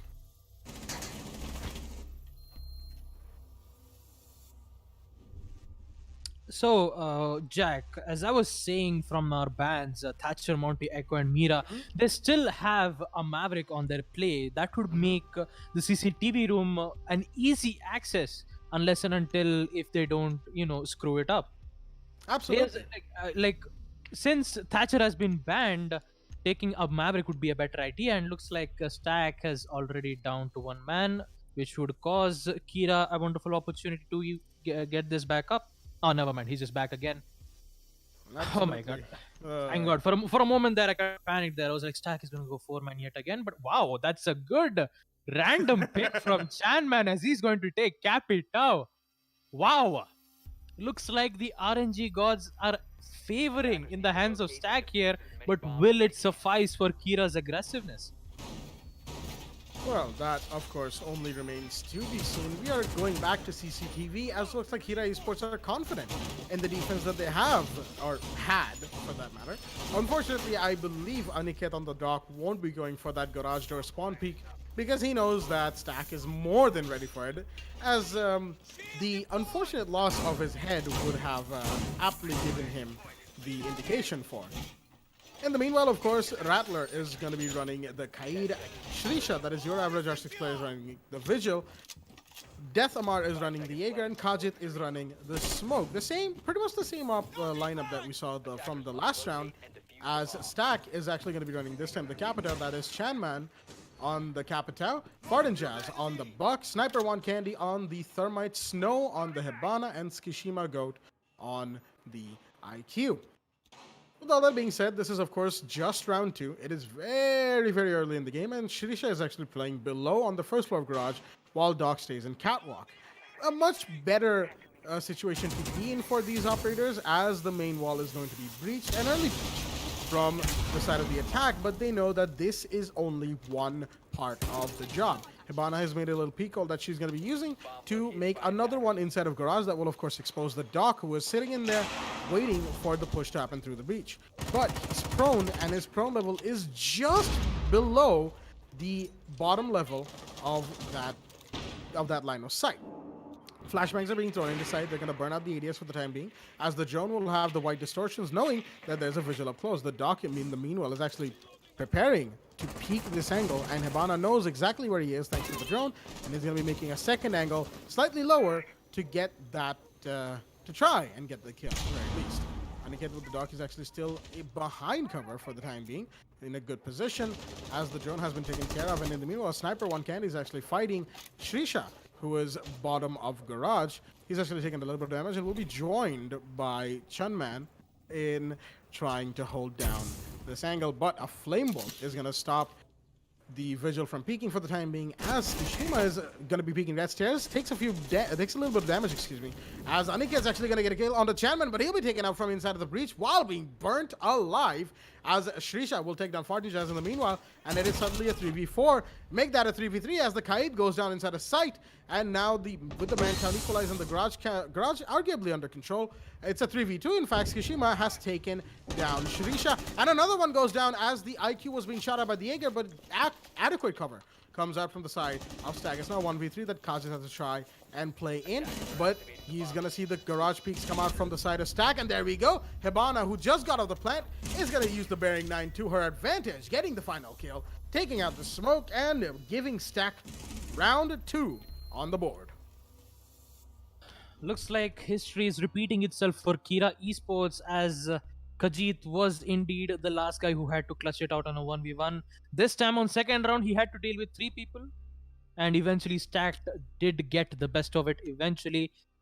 I would say kudos to Sniper for, having the diffuser, planting on the site as best as she can, opening up the walls. That is quite the important one indeed.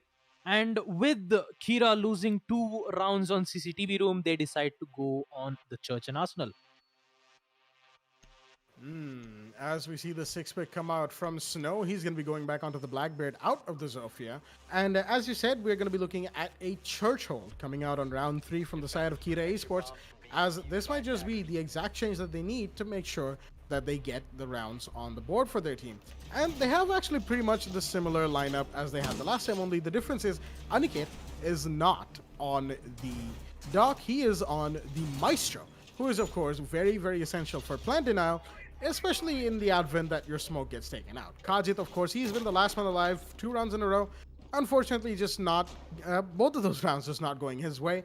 And this time around, Maestro with his ever so trustworthy Alda is going to be probably the man of the hour for the side of Kira Esports. In the meanwhile, of course, I just realized there is no Vigil. Shrisha has swapped out into the Jaeger, and Deathamar is playing the Bandit. So, interesting call to play the Bandit. He's going to be sitting by Churchwall, I assume, to make sure that Thermite doesn't get the breach on. But is that advisable? Because if the ADS is burnt out early, the grenades are just going to be the very death of him. And he's going to be all too aware of that, I'm sure. So, whatever I mean, hold... I'm Yeah. hoping for the fact that Snow or Sniper has the 3 flashbangs so that she can bait out the ADS so that Fardeen can, combo it up with the frag grenade. But let's see how it's going to happen well. And also, I almost forgot to mention that Stack is really good at covering up aggressive plays that Kira has been doing. So I would say for the fact that the plays that Kira Esports is doing might be effective on attack. But like we'll just see what's going to happen here as Snow tries to contest your average R6 player. That would be Srishant, who's going to be playing as Jaeger in the blue room as he is cornered on all the 3 angles. And for Srisha, it's going to be a hell of a time to even stay alive at this point. Absolutely, as Snow on the Blackbeard is playing from inside of Oil Pit all the way into the sightlines towards the boxes of Arsenal. And he knows that there's at least 1 or 2 operators there. He sees the head of one. Oh, nearly. He almost had another one, but just not close enough to get the kill. He knows that there's still a Jaeger inside of blue. He's actually pushing into blue in the meanwhile. The barbed wire is triggered, and there we go. Sniper is actually going to kill onto Deathamar, but the Blackbeard is down inside of Wall Pit. Sniper gets another one on Aniket. He's on a double kill. He's already pushed down Amazing. Farting Jazz gets one, and the TCSG will miss the hip fire play from Sniper 1 Candy, and the knife to confirm it's a 1v4, actually, because, of course, Snow, the Blackbeard, is down. He's actually been revived, so it is a 1v5. Kajit inside of dirt. Once again, he has a shotgun. That's the first kill. He's running away for the time being with the Mossberg in hand all the way deep inside of dirt as the attackers now have freeway into side for plant, and that is, of course, the Thermite going for it inside of Church. Kajit is effectively cornered in here as despite the dirt wall being broken open by the Thermite, there's nobody out there. Everybody's inside a site waiting for this smoke to try and make a post-plant play right here. He's in a 1v4, and he has less than 30 seconds left on the clock. Kishima, he knows exactly where that is. Snow knows exactly where the smoke is. Everybody knows. Kishima's actually going for this push right here. And Kajit, he is currently looking the wrong way, but the barbed wire will alert him to his presence. But it won't matter as the IQ with the angle grip on that G8A1 LMG will get the kill onto the smoke, and with that, round 3 goes to Stack. Kira Esports, for these first 3 rounds, have been a no-show. I mean, I guess Kira was using the defuse plant just to, decide on what plays could we do in the next 2 to 3 rounds, because, like, they already know it's a done deal. Stack have already dominated towards on the CCTV room as well as on Church, leaving Kira Esports having no way or other defending on the site on gym and bedroom. And I would quite say that if they don't win this one out on gym and bedroom, things might be a lot difficult for Kira Esports to come back onto. I mean, for attack, yes, we can give them hope that yes, Kira can eventually, hope to get 2 or 3 points. But if Stack wins all 6 attacks, that would eventually go to match point. And if Kira, yes, even if they do win 2 to 3 points in attack, will it matter though? Because all Stack needs is just 1 win, and they'll just eventually just close it up. With that, eventually we are going to see Kira Esports defending on gym and bedroom, while we see the same operators being played, but instead we still have different players who's going to be switching out. You see Srisha, who was playing as Jaeger, is now going to be playing as Maestro, and Amar vice versa. And instead of Rattler, who was going to be playing as I would say Kaid, Aniket will be the one who's going to play Kaid instead with the oh so deadly and powerful TCSG. And we have Snow, who's playing as Finka. Are we going to see an aggressive push coming from Stack here, Jack? Maybe, just maybe, we might see Stack go for an absolute aggressive rush play, as Logistics Hatch has already been open as Kishima drops one, but as Shrisha is right there to refrag with the headshot on that Logistics Hatch, but Buck knows that there's somebody here and a grenade comes in, but it's not at Secret Stash, it's at the door, as Shrisha is going to rotate back into sight to try and keep getting the kill for scene. He's been droned out right now, and he's going to actually go and peek that, and is he going to get the kill? No, he's not. Snow goes down to very low HP despite being boosted, and the grenade comes out by the Buck into the drone hole of sight, and he's going, and that breach, excuse me, is going to be opened by the Thermite. Rattler, in the meanwhile, he's playing just around Cash, and that is going to be the I believe that might just be the deciding play. He has a big angle all the way to the gym entry window. Rattler, well, he's going to be rotating out towards the main window right here of CCTV, and he might just see one right there. No, he doesn't go for that peek. And, excuse me for a second. Well, Snow is going to use her adrenaline surge to help their teammates to, calm their recoils a bit, but Fardeen unable to find Rattler's position. Rattler only needs that 1 second, but Aniket will be there to take out a sniper who was performing oh so well with Hibana plays, and that too through the drone hole of the TCST weapon. That is so difficult to do it, but Aniket does it. Looks so easy. Meanwhile, we see Snow on just such low HP. You see two of those operators in such low HP, as Snow will be there to take out Aniket. Eventually, the TCSG days will come to an end, but will Stack be able to convert this into a win? We see Shrisha who's going to take out Snow, but can he find the other one? Buck, he's been performing so well. Goes for the connect, doesn't find out whatsoever. And with the Stack having only 2 operators remaining and in such low HP, finally Kira can actually win this one round out. Well, it is a 2v3 in favor of Kira Esports, and both attackers are somewhat low on HP.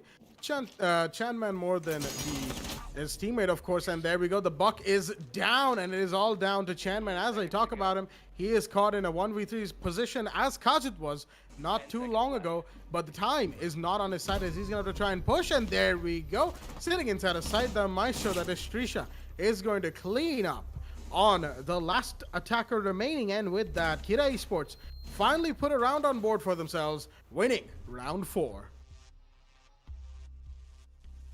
I mean, with Kira winning the site on Gym, they can have a little bit of, I would say, a boost in morale from all of these 5 players, as they have to defend yet again on CCTV room. And I can feel a little bit, I would say, what do you call for Spider-Man's highly senses? Is it? Yeah, that's basically it, right? Do you mean the Peter Tingle? Yes, the Peter Tingle. Yes. So, like, I'm getting this kind of tingle saying that Kira is going to do some very, very aggressive plays. Just like how we saw in the first round where Amar went for a run out in the Gym's window.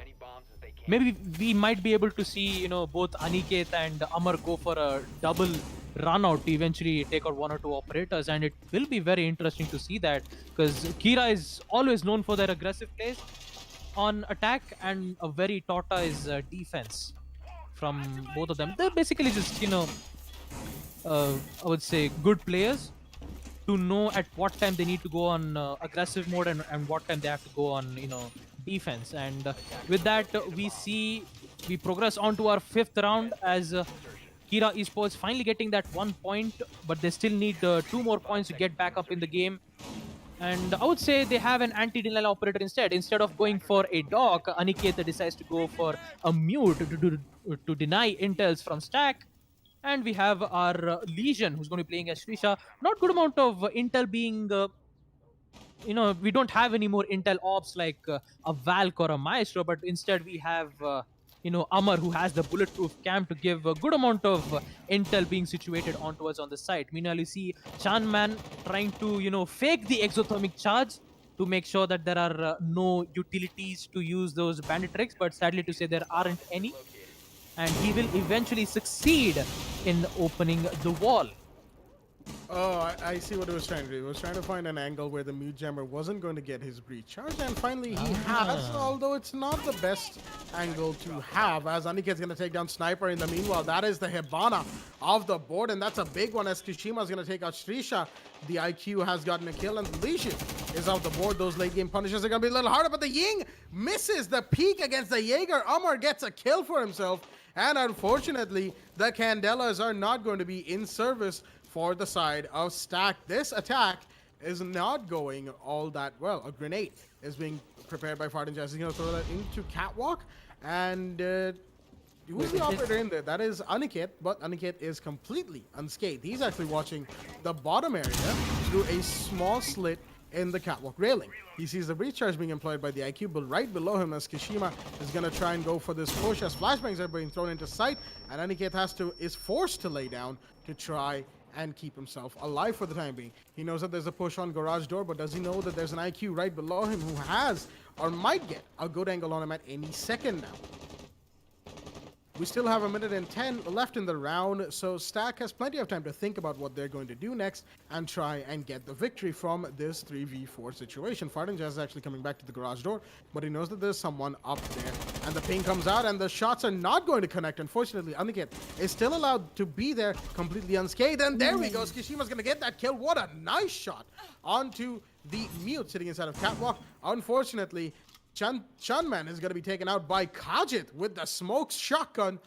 And with that being said, it's a 2v3 and 36 seconds are left in the round.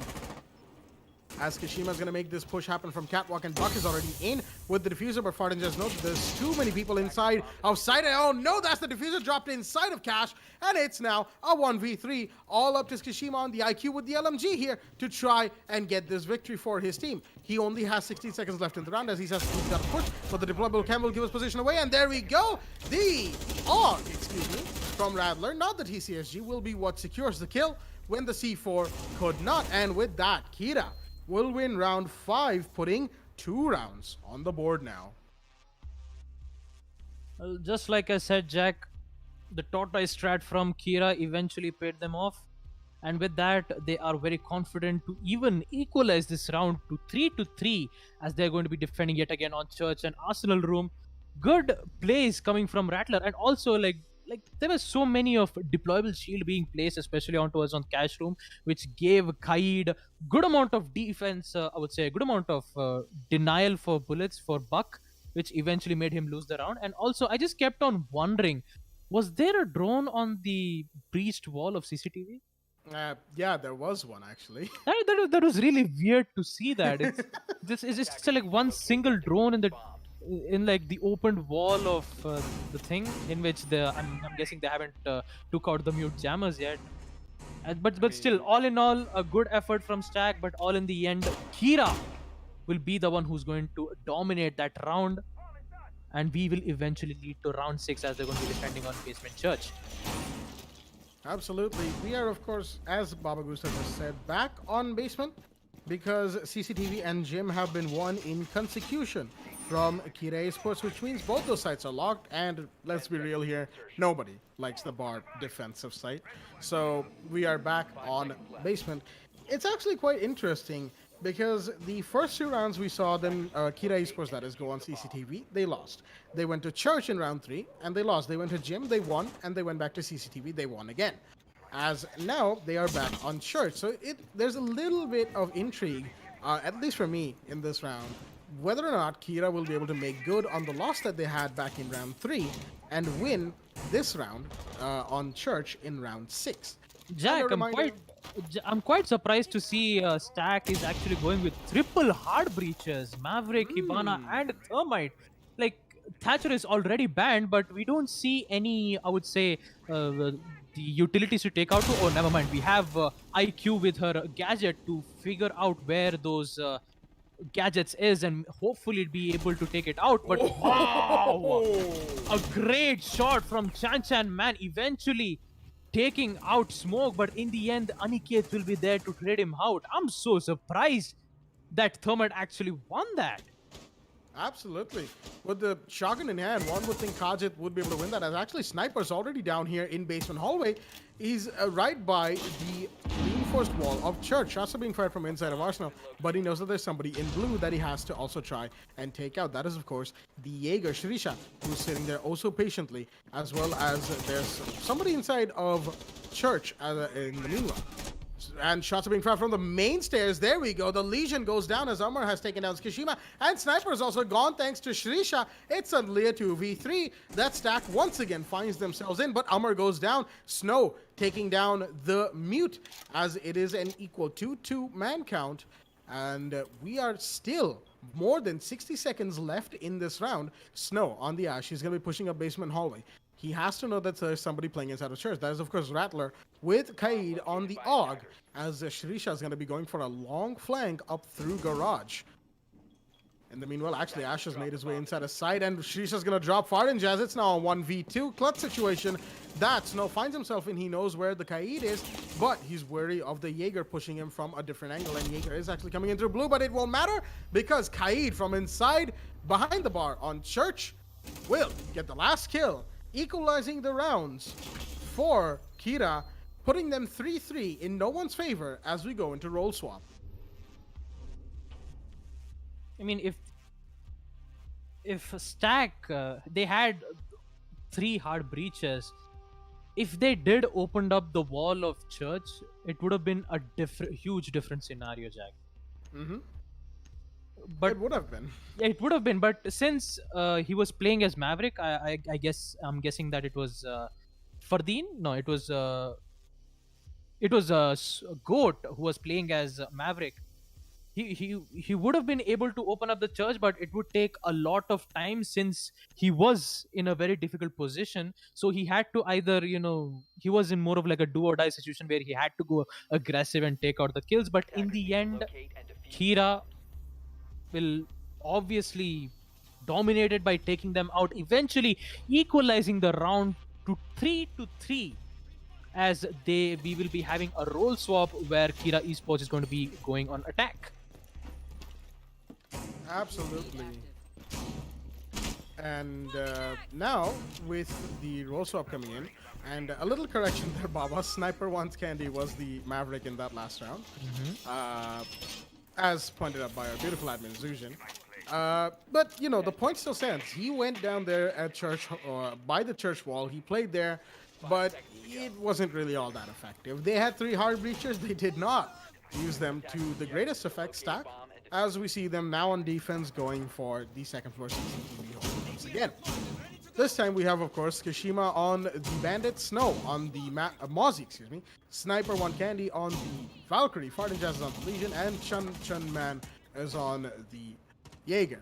In the meanwhile, for Kira Esports, we have Aniket on the Maverick, Rattler on the Zofia, Shrisha, that is your average R6 player, on the Hibana, Deathamar on the Buck, and Kajit on the Capitao. Alright, Capitao has been brought into play, and without a Wamai in place, the defenders will have a little bit of a hard time defending against the smoke and fire arrows. That is exactly why sometimes you see certain teams banning Capitao from playing entirely, because they are either not comfortable playing Wamai, or they just don't want to deal with it, as Aniket is actually going for the Maverick half-wall trick from the looks of things, as he's already done the first top line, and now he needs to do the bottom one, which is, of course, the more precarious one, because he can be shot while doing this. And maybe going crouch isn't exactly the best, because Sniper is actually peeking that angle, but he's not going to see him just yet. Shots are going to be fired, and no damage done to Aniket, but that will scare him off for the time being. But the repelling operators are going to be the cover for him, who are going to scare Sniper off that of the shots there. And there we go. The trick is successful, and it is now the soft breacher's turn to open out that wall entirely.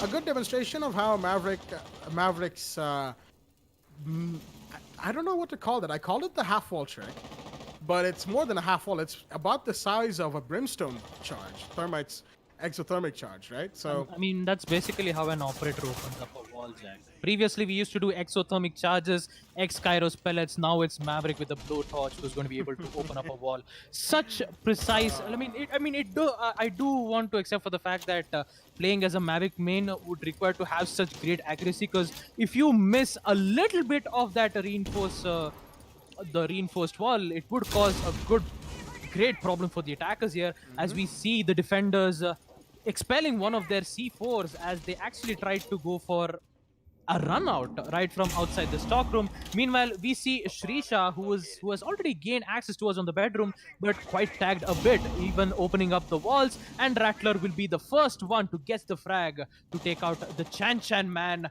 and Deathamar will also do the same by taking out Fardeen. I'm guessing that was right from outside the CCTV balcony. As it is now a 3v5 situation. Once again, that Stack has to deal with. Snow is playing right by the breach. He knows that there's Zofia out there, but he will lose that conflict, as Rattler will be the one to take the victory there. And it is a 5v3 4v2 clutch situation, and another C4, which is unfortunately useless from Skishima. He will lose to the Zofia once again, and it's all down to Skishima on a 1v5 clutch situation, pushing up from rest stairs. There's a Zofia there to contest, but no, he gets the headshot finally, the first kill in this potential clutch that Skishima is going to try and operate in. Grenade is going to stop him from pushing for the time being, but he has to be wary of so many angles. There's even an operator on the table, but no, Shrisha from all the way in bedroom with the line of sight he opened into the construction double wall is going to be what takes out the last operator of Stack, giving Kira Esports the lead here on Clubhouse. They have taken round 7 and are now 4-3 in the lead. Jack, just like you said, when Kira has been undefeated for this whole tournament, I'm kind of surprised that they're going to win this one out as well. I mean, let's not forget about Snow, who was really great at Ash, where he actually did get a quadra kill from the Church and Arsenal from the previous matchup. Isn't that right, Jack? Like he was performing oh so dominantly well, but since these problems that Stack has been wandering around, like on the second round and third round, where they decided to take Finca, they decided to take Ying. Like those kinds of operators are basically like a surprise pick for them. But Kira knows how to handle aggression from Stack, and eventually leading to such wins. Kira Esports is now on the lead, and they will be defending on CCTV yet again. So the thing about those picks that you mentioned there, the Ying and the Finca, right? Even bringing them in as a surprise pick, given that Stack actually went for that decision, one would expect that yes, they know what they're doing, right? I mean, they even lost against it. They even lost by taking those operator picks, which could have necessary. Look at Kira. Look how Kira executes. You have two hard breachers. You have one on the Maverick, one on the Hibana. They don't use all of their utilities on one single wall on CCTV. You saw Srisha, who was opening up the wall near construction room, in which he actually got a whole angle right from the bedroom to the cash room, which in fact had Stack no more rotations to, go on to. They didn't have any freedom to roam. And because of that, it's quite working out in the favor of Kira Esports. Unless and until if Stack doesn't be careful on these, Kira Esports can actually win this one out. Absolutely, as once again, Aniket here is going to be going for that Maverick half-wall trick. Doing it crouched, as it were. He did that the last time, as Sniper is on the dock this time. He, of course, has an ACOG. And he knows that there's somebody there, but he's not at a suitable place to get that angle. And there we go. The wall is solved. The reinforcement has been taken care of. But oh my god! What a shot from the dock right here. Sniper will take that kill on to Aniket with open arms, and he gets another one right there. That's a double from him sitting inside of Catwalk. Good night. What a kill from him. Absolutely good nighting. And Snow is going to follow up with a kill onto Amr. And with that, Stack has finally come alive here on this CCTV defense. It is a 2v5 situation that Kira Esports are presented with. And once again, I would like to point out actually how quickly these rounds are going by. Kira Esports and Stack have been playing fast and loose. And as Fardin Jazz goes down to Shrisha, it's a 4v2. But there's a goo mine in the shins of the Hibana right there that he's going to have to try and take care of. Doc, he's going to be rotating to watch the door of Cash Room. And all the operators actually have rotated to do exactly that. Chun Chun Man is going to be here. He's going to be the first line of defense on the Jaeger with the reflex sight, holding a nice angle onto the construction room. In the meanwhile, Doc is actually playing against the CCTV window, which was being pushed for a second, but it's not going to be pushed anymore. Shrisha and Kajit, they're going to have to decide where they want to go from. It looks like it's going to be the CCTV window that they are, at the very least, they're holding down that angle to make sure nobody gets too cocky and goes for that peek. But Kishima and Sniper are here in the garage. It looks like Kajit might try to go for the breach.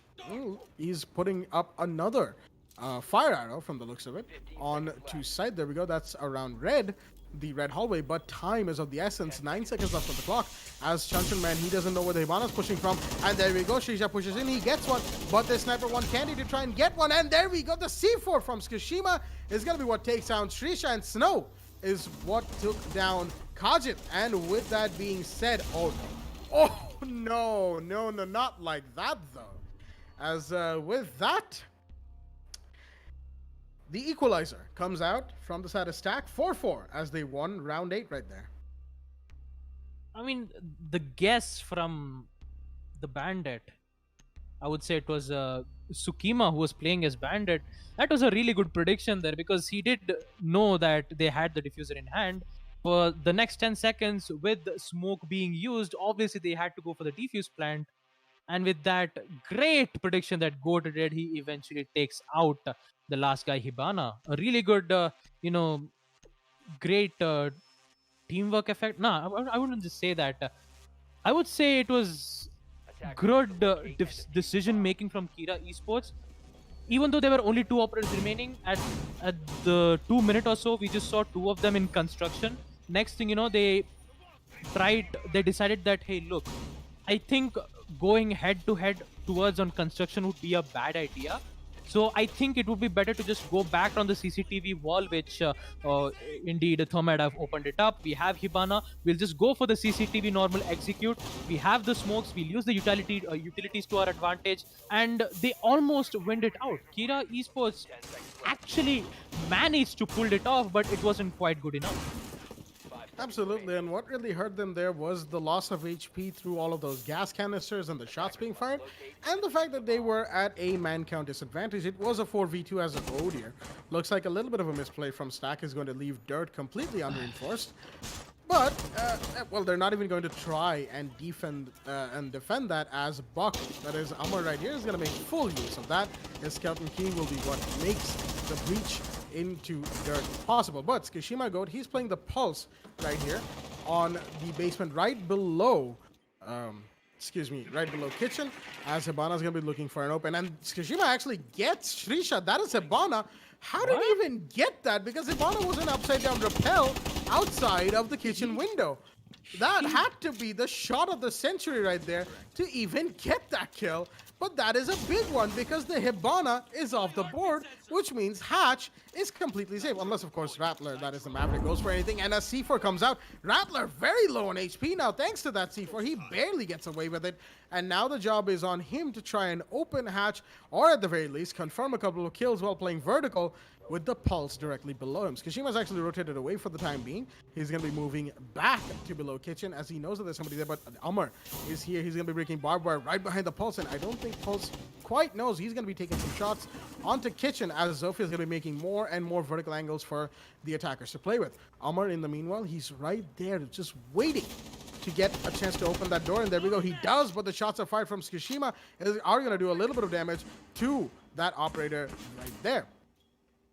More shots are being fired from inside of Dirt as Amar knows the approximate position of the Pulse, but he's not going to connect any shots by shooting into boxes for the time being. Pings are coming out from the rest of his team as to where the Pulse is playing, but Tsukushima is adamant to not let anyone get a grip on where they need to push. He has been also instrumental in the early round of this particular round so far, and as he's prone behind the boxes, the rest of his team will be looking to follow up as grenades are being dropped inside of sight by the attackers inside of Kitchen. There we go, the Kitchen hatch has been opened, and that was, of course, Rattler, the Maverick. But there we go, Tsukushima will finally make good on the C4 that he threw not too long ago, finishing off the Maverick. Both the Heart Breachers are down, and Deathamar, he's just biding his time, sitting here as more shots are being fired around the main stairs area into sight, and Jaeger's still allowed to free roam, and it's all down to Capital, Buck, and Aniket on the Zofia to try and win this round. They have roughly 21 seconds left on the clock as smoke arrows are being thrown by Capital. But, oh, what the?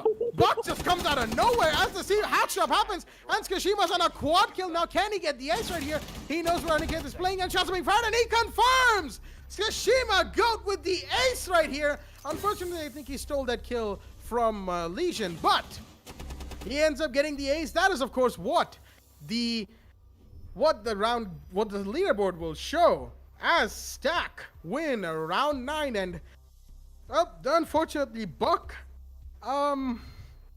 not sure why he was playing Snake there coming in from dirt, but he could not find where the Pulse was, and neither could Pulse tell where Buck was coming from. As we look at the scoreboards, Kashima Goat right here, 14 kills to his name, doing all the heavy lifting, and Snow, of course, with 8 kills being the follow-up. In the meanwhile, Shrisha has done a lot of heavy lifting for the side of Kira Esports as well, getting 9 kills for himself, and Aniket, 5 kills to his name, as he is 6-picked into Blackbeard right there. Jack, when you said that,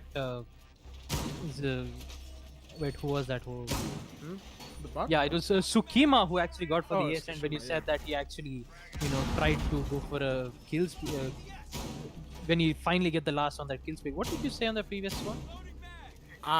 The thing is, from what I could tell, right, that the Legion was firing at Zofia in the olive pit, right? I saw Zofia go down, and then I saw Kashima go and get the kill for himself.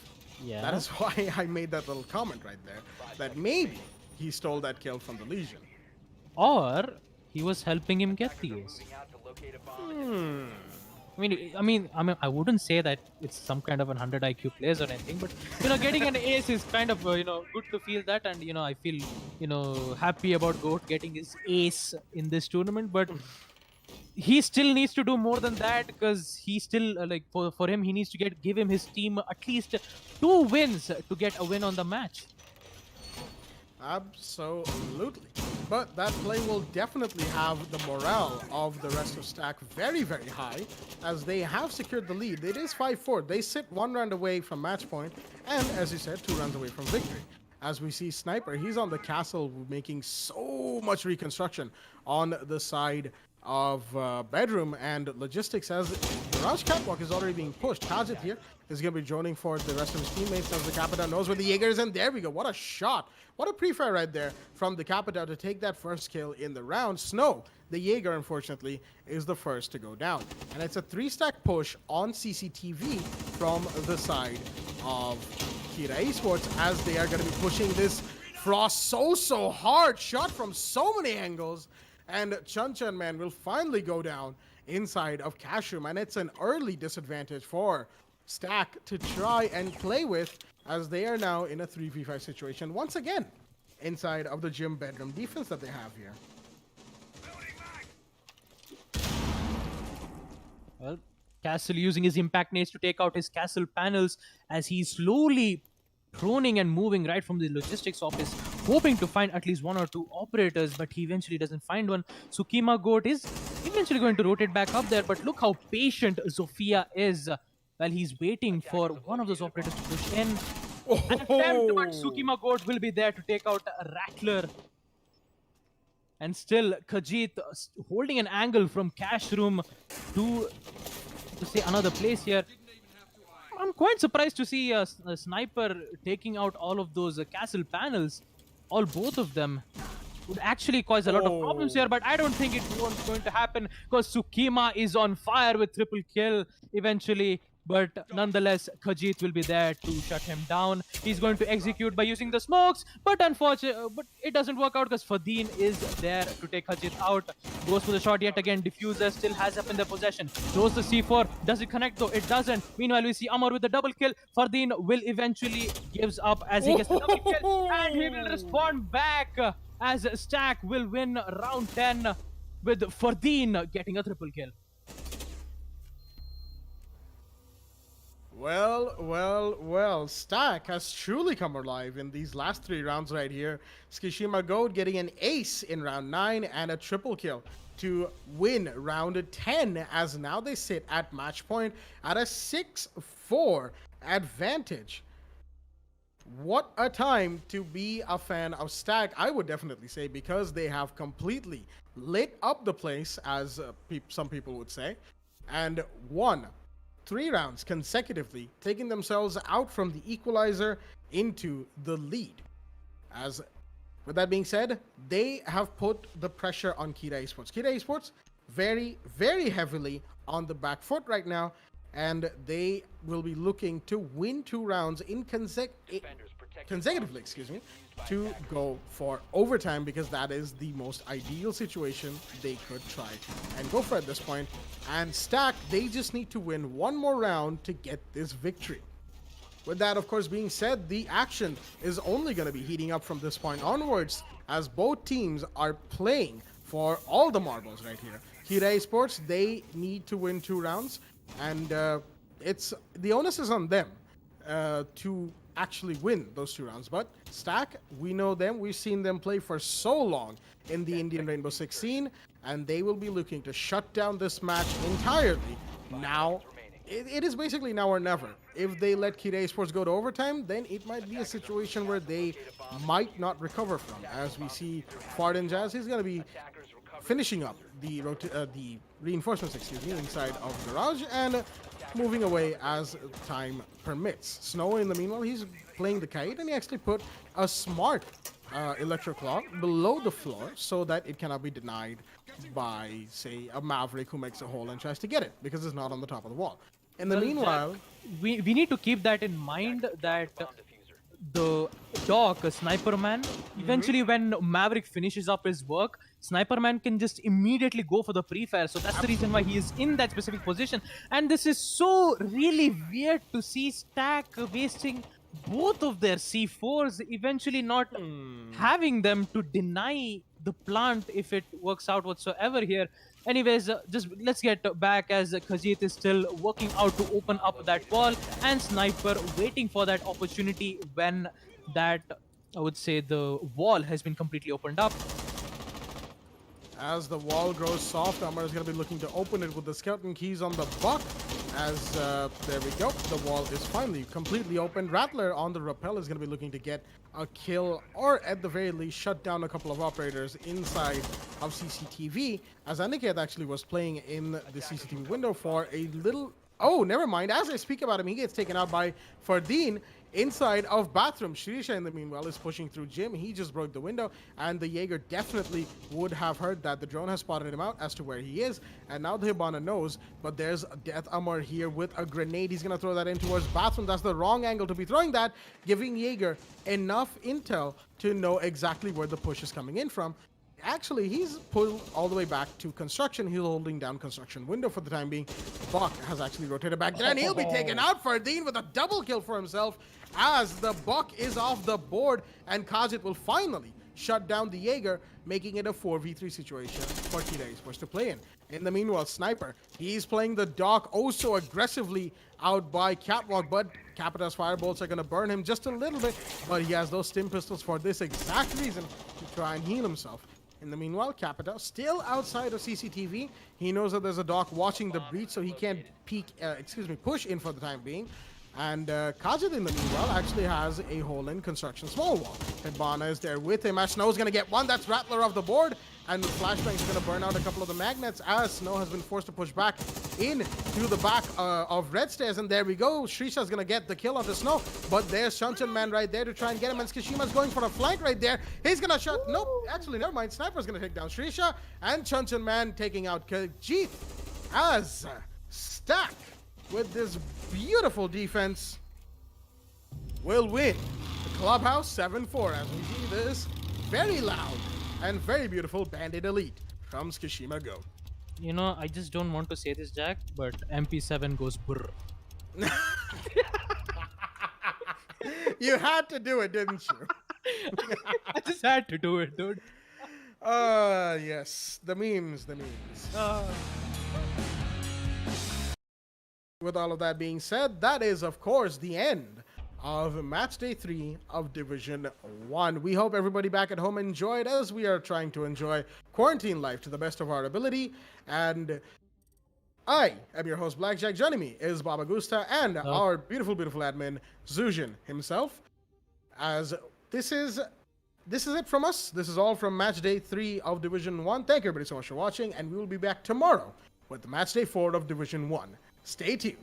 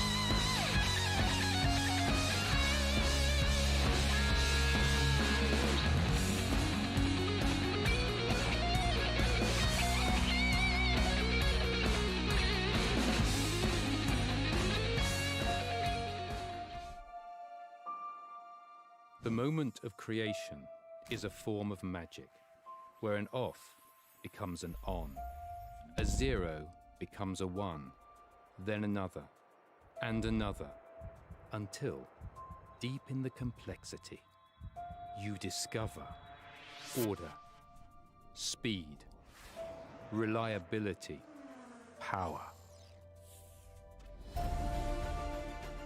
Experience the WD Black NVMe SSD.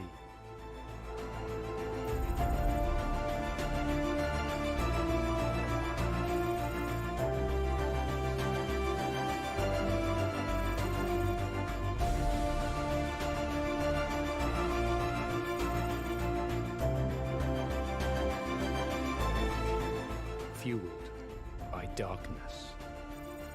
Level up to NVMe SSD performance.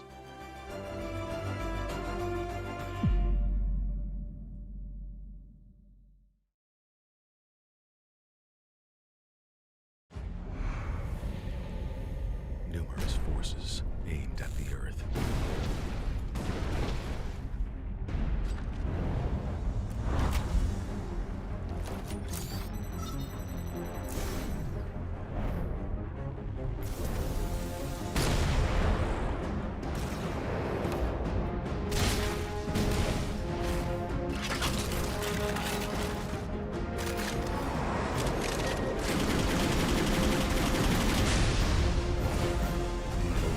And injustice.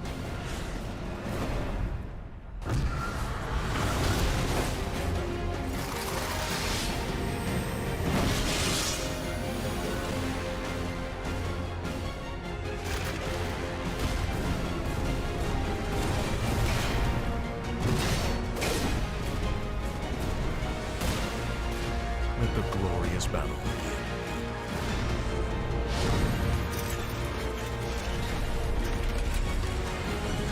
Geared up for victory. LG Ultragear Gaming Monitor.